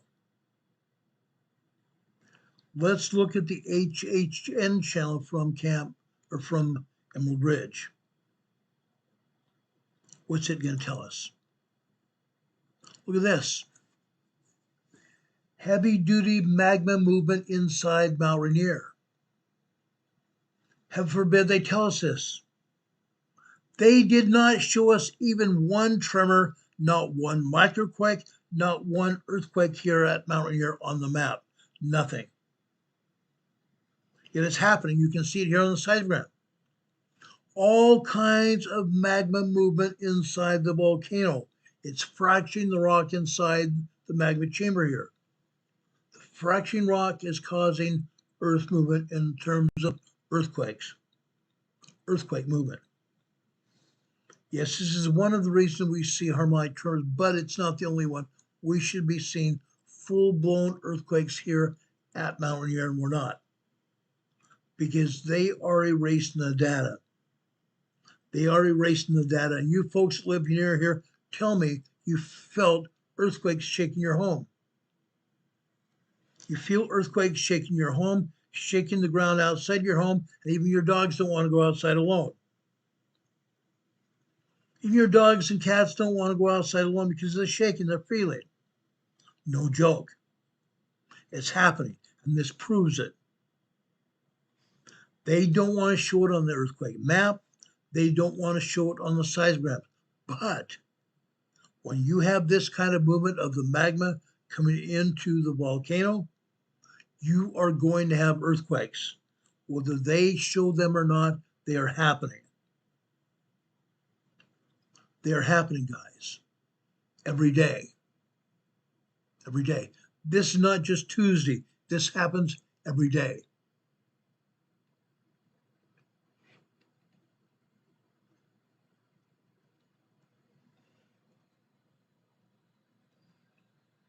Alan's here in the chat saying maybe they'll talk about Cascadia when it actually happens. When we have a 9.0, 10.0 major earthquake that destroys everything, maybe then they'll talk about it. Oh yeah, if there's anybody alive to talk about it. If there's anybody alive at the USGS, if there's anybody alive at the Pacific Northwest Seismic Network at Washington State University, yeah, go figure.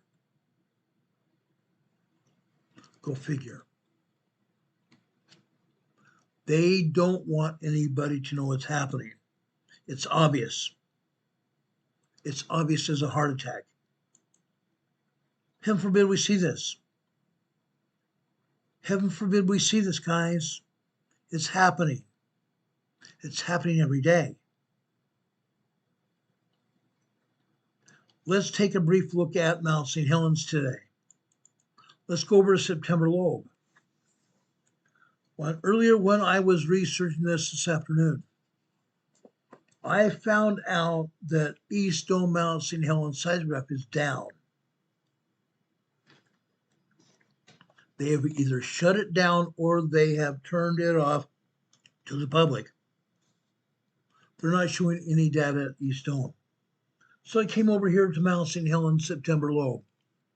The September lobe seismograph is also sitting on the summit of the volcano. Yeah. A spindly leg seismograph sitting on top of the volcano. That spider has fallen down before. We are seeing tremors. We're also seeing harmonic tremors. We're also seeing a couple earthquakes here today. This earthquake right here. This happened just after approximately 12:10 a.m. this morning. 12:10 a.m. this morning, midnight. 2.3, 2.4 earthquake here. Over on the right, you see a blob of magma. See a blob of magma sitting there. Guys, when we see that, there are also tremors there. You see some vertical lines coming out of that blob. That means that magma inside the volcano has popped and it's fracturing rock inside the volcano. Mount St. Helens. Mount St. Helens. All kinds of tremors, and we have at least one earthquake. At least. Let's take a look at the magma channel. Let's take a look at the Mount St. Helens channel that shows us magma coming into the magma channel at Mount St. Helens. Again, this is the September lobe seismograph. The September lobe seismograph is a multi-channel seismograph. This channel is what they call the BDF-CC01. These heavy-duty wavy lines are showing a lot of magma coming into the magma chamber here at Mount St. Helens. On the other seismograph, or other seismograph, I should say, you see magma coming in. You see harmonic tremors. You see very few earthquakes. This kind of activity in the mountain should be causing rock fracturing, not just vibrations, but earthquakes as well. 2.5, 3.0, and probably 3.5, 4.0 earthquakes happening here at Mount St. Helens. Every day. Every day. Again, I believe they are scrubbing the data off the seismographs. They don't want to see what's actually going on. They know darn well that Mount Rainier and Mount St. Helens are going through a pre-eruptive status. They know these two volcanoes are going through a pre-eruptive status. Yeah. The same kind of activity that we're seeing now happened before the 1980 eruption of Mount St. Helens. The same activity. But they are just not showing it. Heaven forbid. Heaven forbid. Every one of these volcanoes is moving. Every one of them. Let's go south to Mount Hood. Okay? I know I've been on the air over 2 hours.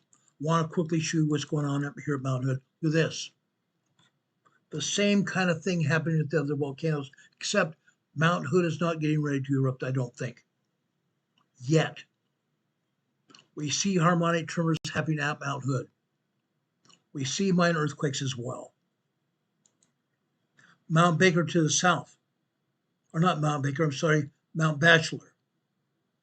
Mount Bachelor, or what they call Moon Volcano. Moon Volcano, guys. You're kidding me.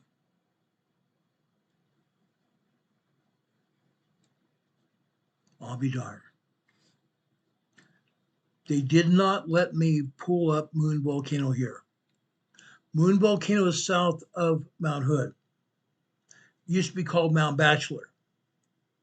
Moon Volcano is also experiencing tremors, harmonic tremors, and minor earthquakes.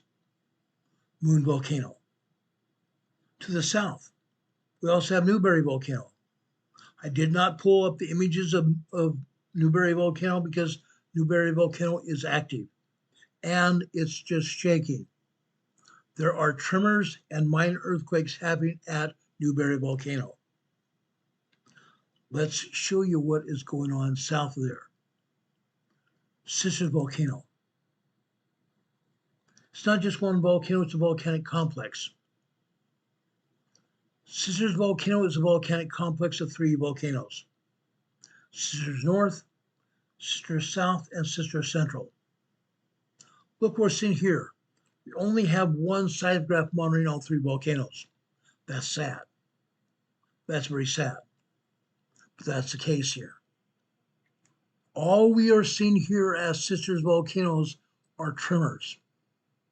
We're not seeing any earthquakes at all, just tremors. That's so wrong. That's so wrong. Because I believe we are having earthquakes at every volcano, including every one of the Sisters Volcano complex. Yeah, it's happening. Let's go south to Crater Lake. South Central Oregon and Crater Lake. I'm telling you, the Pacific Northwest Seismic Network has shut off the seismograms at Wizard Island, which is the summit of Crater Lake. Also on the southeast side of Crater Lake, they had another one called Mount Scott. They shut down that seismograph as well. They had one other seismograph sitting on the northwest side of Crater Lake called Cleetwood Cove. They shut that down earlier this year. Shut it down. So the only seismograph we have showing any kind of activity at Crater Lake is down here in the south central part of Crater Lake. Bunkhouse, the bunkhouse. All we are seeing here are tremors for the most part. Just tremors. This is supposed to be the HH channel at Crater Lake. Yes, we do see some magma movement. We see some wavy lines here, but nothing like we would normally see. That's because, again, they are scrubbing the data. They are scrubbing the data. Most were only seeing tremors here. We've seen full-blown earthquakes here at Crater Lake before. Absolutely, we have. They're just not showing it. They shut down the other 3 seismographs, which is horrible. They shut them down. I have friends, including one of our own here near Crater Lake. They tell me they feel Crater Lake moving. They feel the magma causing earthquakes here around Crater Lake. I had someone camped out in the National Forest earlier this summer. They told me, even though the seismographs were all shut down, including bunkhouse, the bunkhouse, all of them were shut down. They felt the ground move here at Crater Lake. Unreal. Uncut, pick and real. But heaven forbid they show us what's happening. Heaven forbid they show us what's happening. Guys, I want to go down to Mount Shasta and then Mount Lassen. This is what the seismograph is showing us at Mount Shasta. This is a seismograph called LBO. LBO. Look what we have here. We have long duration tremors building up to minor earthquakes. Long duration tremors building up to minor earthquakes, off and on all day long. Look at that. Upwards of 2.0 to 2.3 earthquakes happening all day long at Mount Shasta. Look at this. Literally all day long.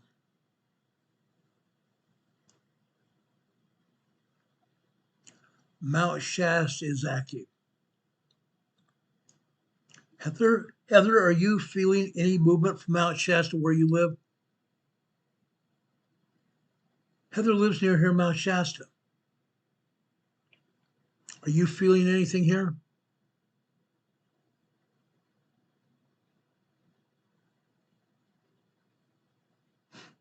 Yeah, Alan Newton saying that Lewis and Clark was on their expedition and they were at Mount Hood 15 years after Mount Hood's eruption.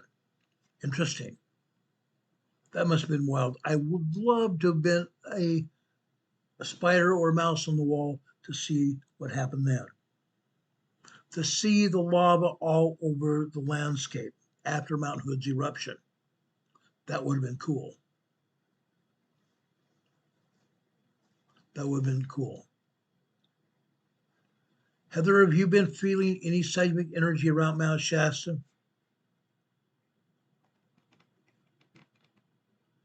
I hope she's still with us. Heather's told me about activity at Mount Shasta before. I have friends on that have TikTok channels. I don't go there very often, but they own a thrift shop, a clothing shop that is mostly for women there at Mount Shasta. And sometimes their entire racks of clothing are shaking. Yeah. It's ongoing. It's ongoing. Let's move over here to Mount Lassen. Mount Lassen's also moving. Look at this. We have tremors. We have minor earthquakes here at Mount Lassen. This is a seismogram come from last night. At the top here is 2 p.m. Over here on the right-hand side, we see an earthquake. On the left-hand side, we also see an earthquake. Those earthquakes happen after 1500 hours, 3 p.m. After 3 p.m., 3:45 p.m. last night. Minor earthquakes here. Minor earthquakes and tremors here. Look at all this. Again. Between the hours, sometimes between 7 p.m. and 4 or 5 a.m. They turn down the seismograph again. They don't want to be responsible to show any activity during the night hours when nobody's there.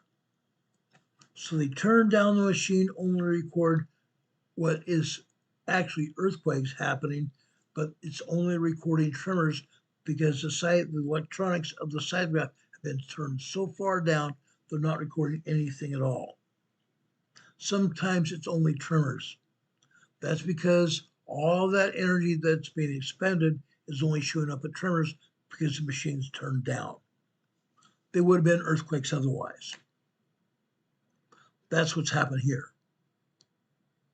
Because notice after about 6:30, 7 o'clock this morning, all of a sudden we have earthquakes here. All kinds of earthquakes. Minor tremors and minor earthquakes here. All kinds of them. Okay. This one here on the left-hand side after approximately 9:30 this morning, 9:32 this morning, 2.5, 2.6 earthquake.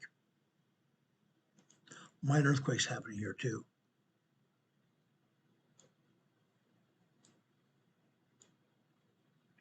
Look at that. From about 6:30 this morning all afternoon, we have earthquakes and tremors. That's what we should be seeing all night long as well.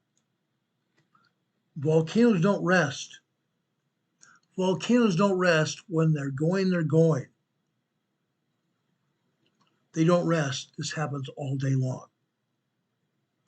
They started turning these seismographs down about 4 years ago. Prior to that, we saw activity all day long, 24/7. Now they're only showing us activity when they desire to show it to us. Craziness. Absolute craziness, guys. Does anybody have any questions for us?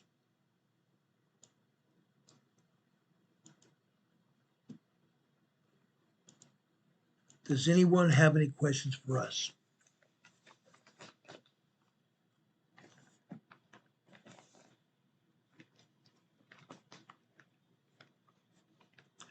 Alan Newton is saying 15, 20 years is a pretty short time after volcanic eruption, at least geologically speaking.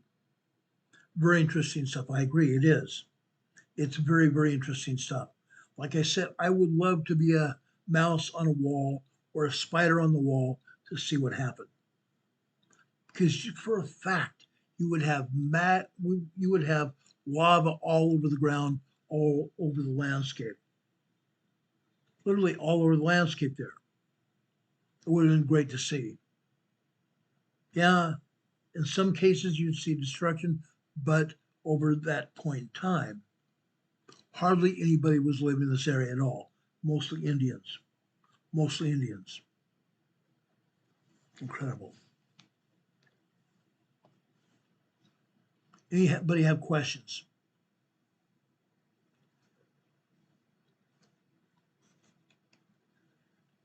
Now, guys, during our programs,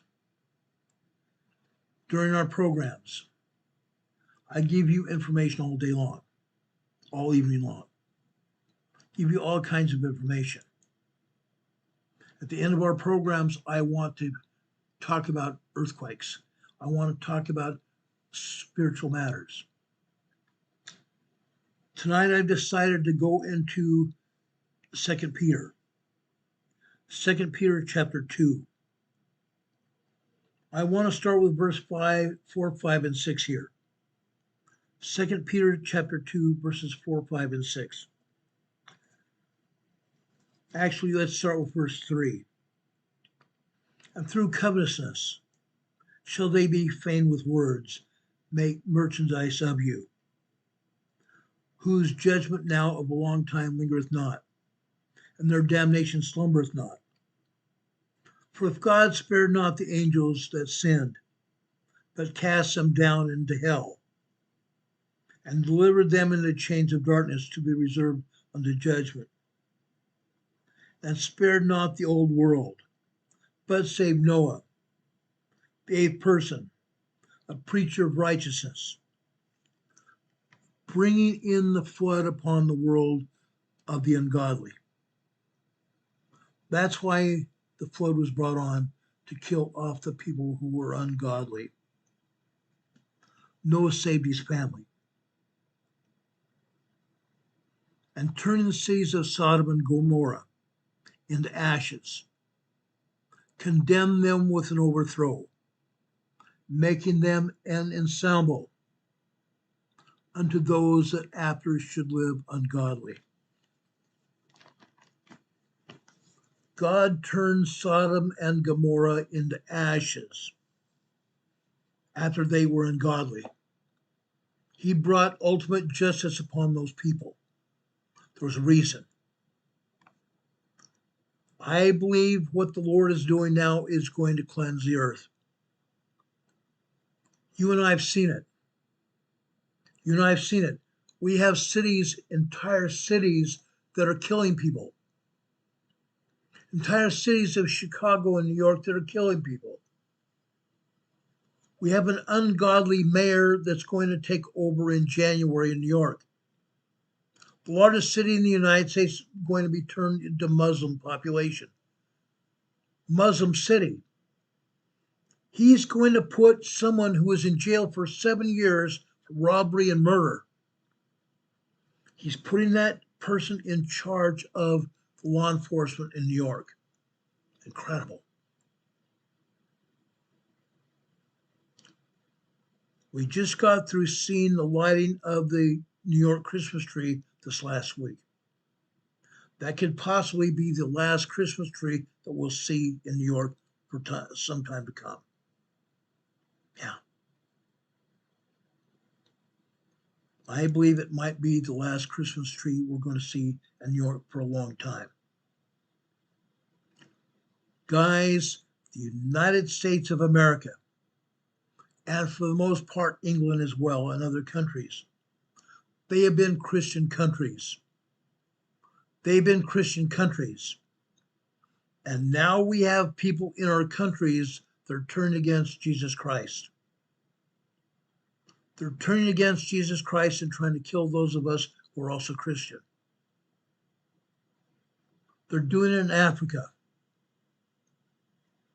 Those people that they're trying to kill in Africa have tried to tell President Trump, come here to Africa. Take over Africa. President Trump can't take over Africa. But President Trump has offered help to them.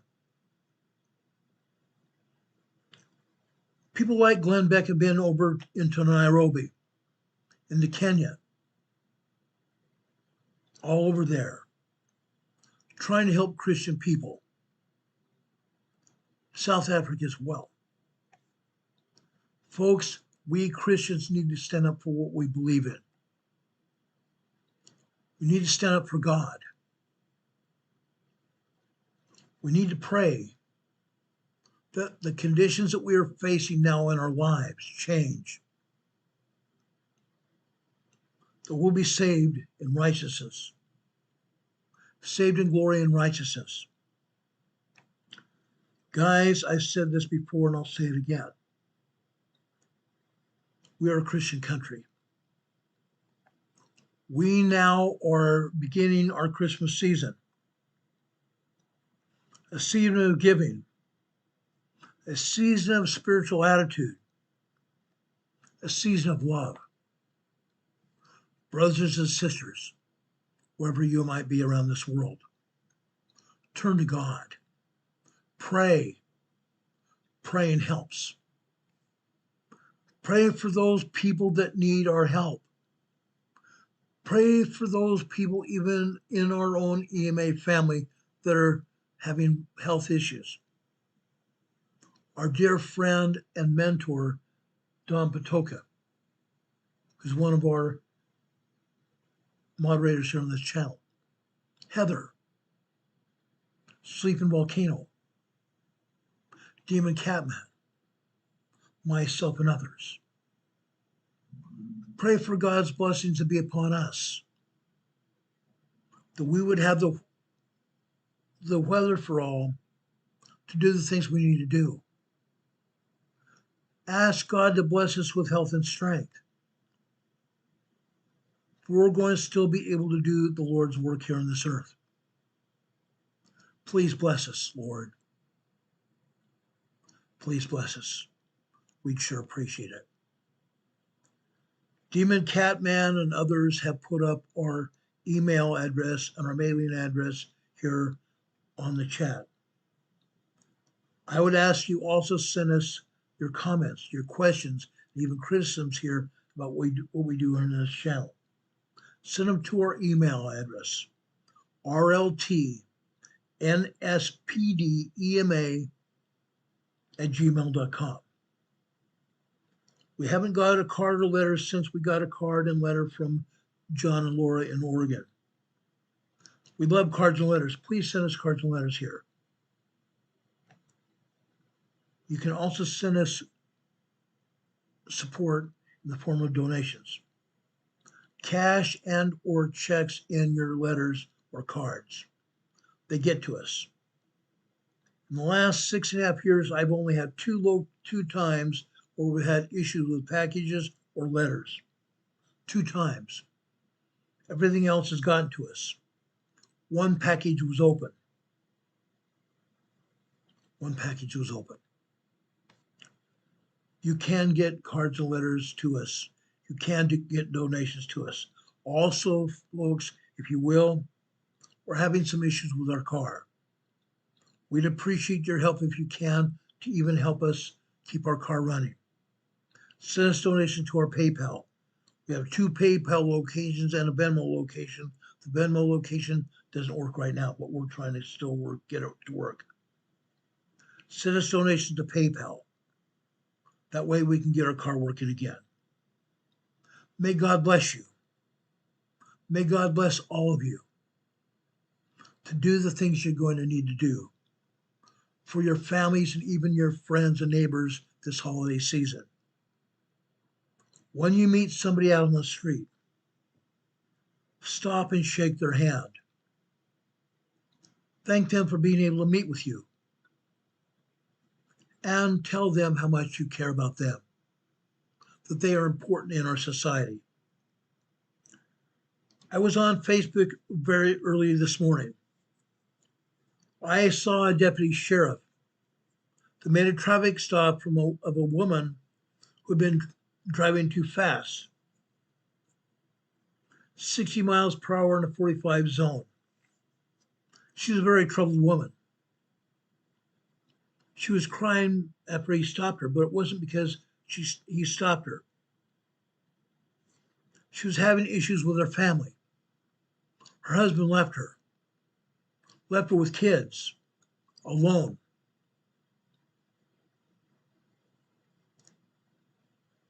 She asked the officer to pray for her.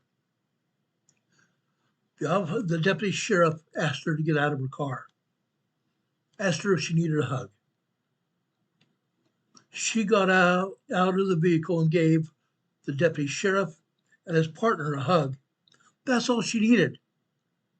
That's all she needed, to get a hug, support, to know that what she was doing was right. She said she had been clean from drugs for 4 months. But all she wanted was some recognition. All she wanted was support.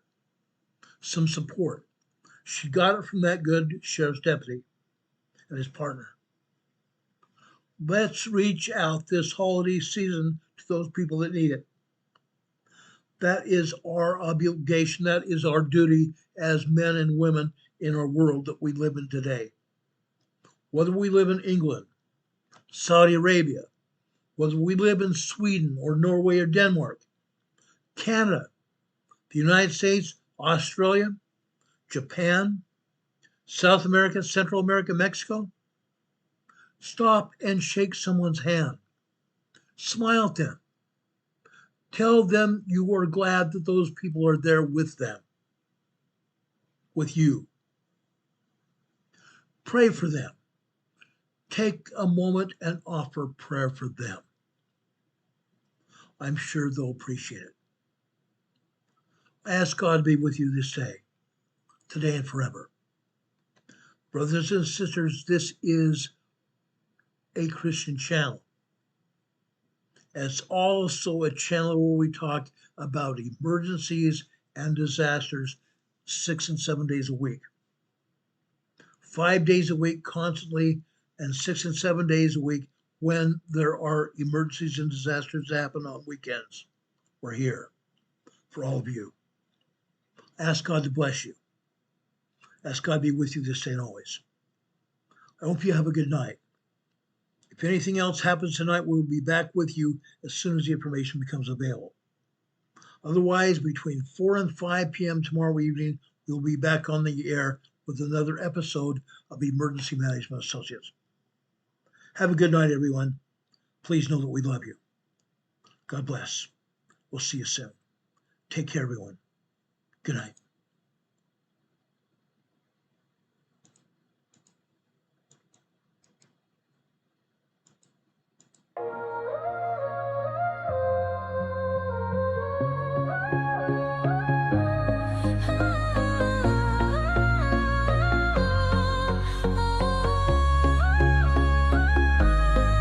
Here at Emergency Management Associates, we're dedicated and true, bringing you the essential knowledge, helping you see things through. From disaster preparedness to navigating recovery's embrace, we're here to guide you in every unpredictable time and place. We break down the complex, make it easy to grasp and absorb, sharing strategies for safety, the vital lessons you can't afford to hoard. So thank you for watching, and thank you so much for your sub. You're a key part of our growing family, a member of our knowledge club. With every like, every share, and every comment you send our way, our critical message spreads further, helping more people every single day. Together we're stronger and more prepared. That's the truth we all abide. You help us build resilience with nowhere for uncertainty to hide. Your engagement truly inspires us. Your feedback acts as a guiding light, helping us continually grow and making our channel's future bright. We're always learning, always striving to be better, bring you the most up-to-date information, no matter the weather. Emergency Management Associates is here for you now and forever, it's true. Keep watching, keep learning, because we truly appreciate all that you do. Thank you.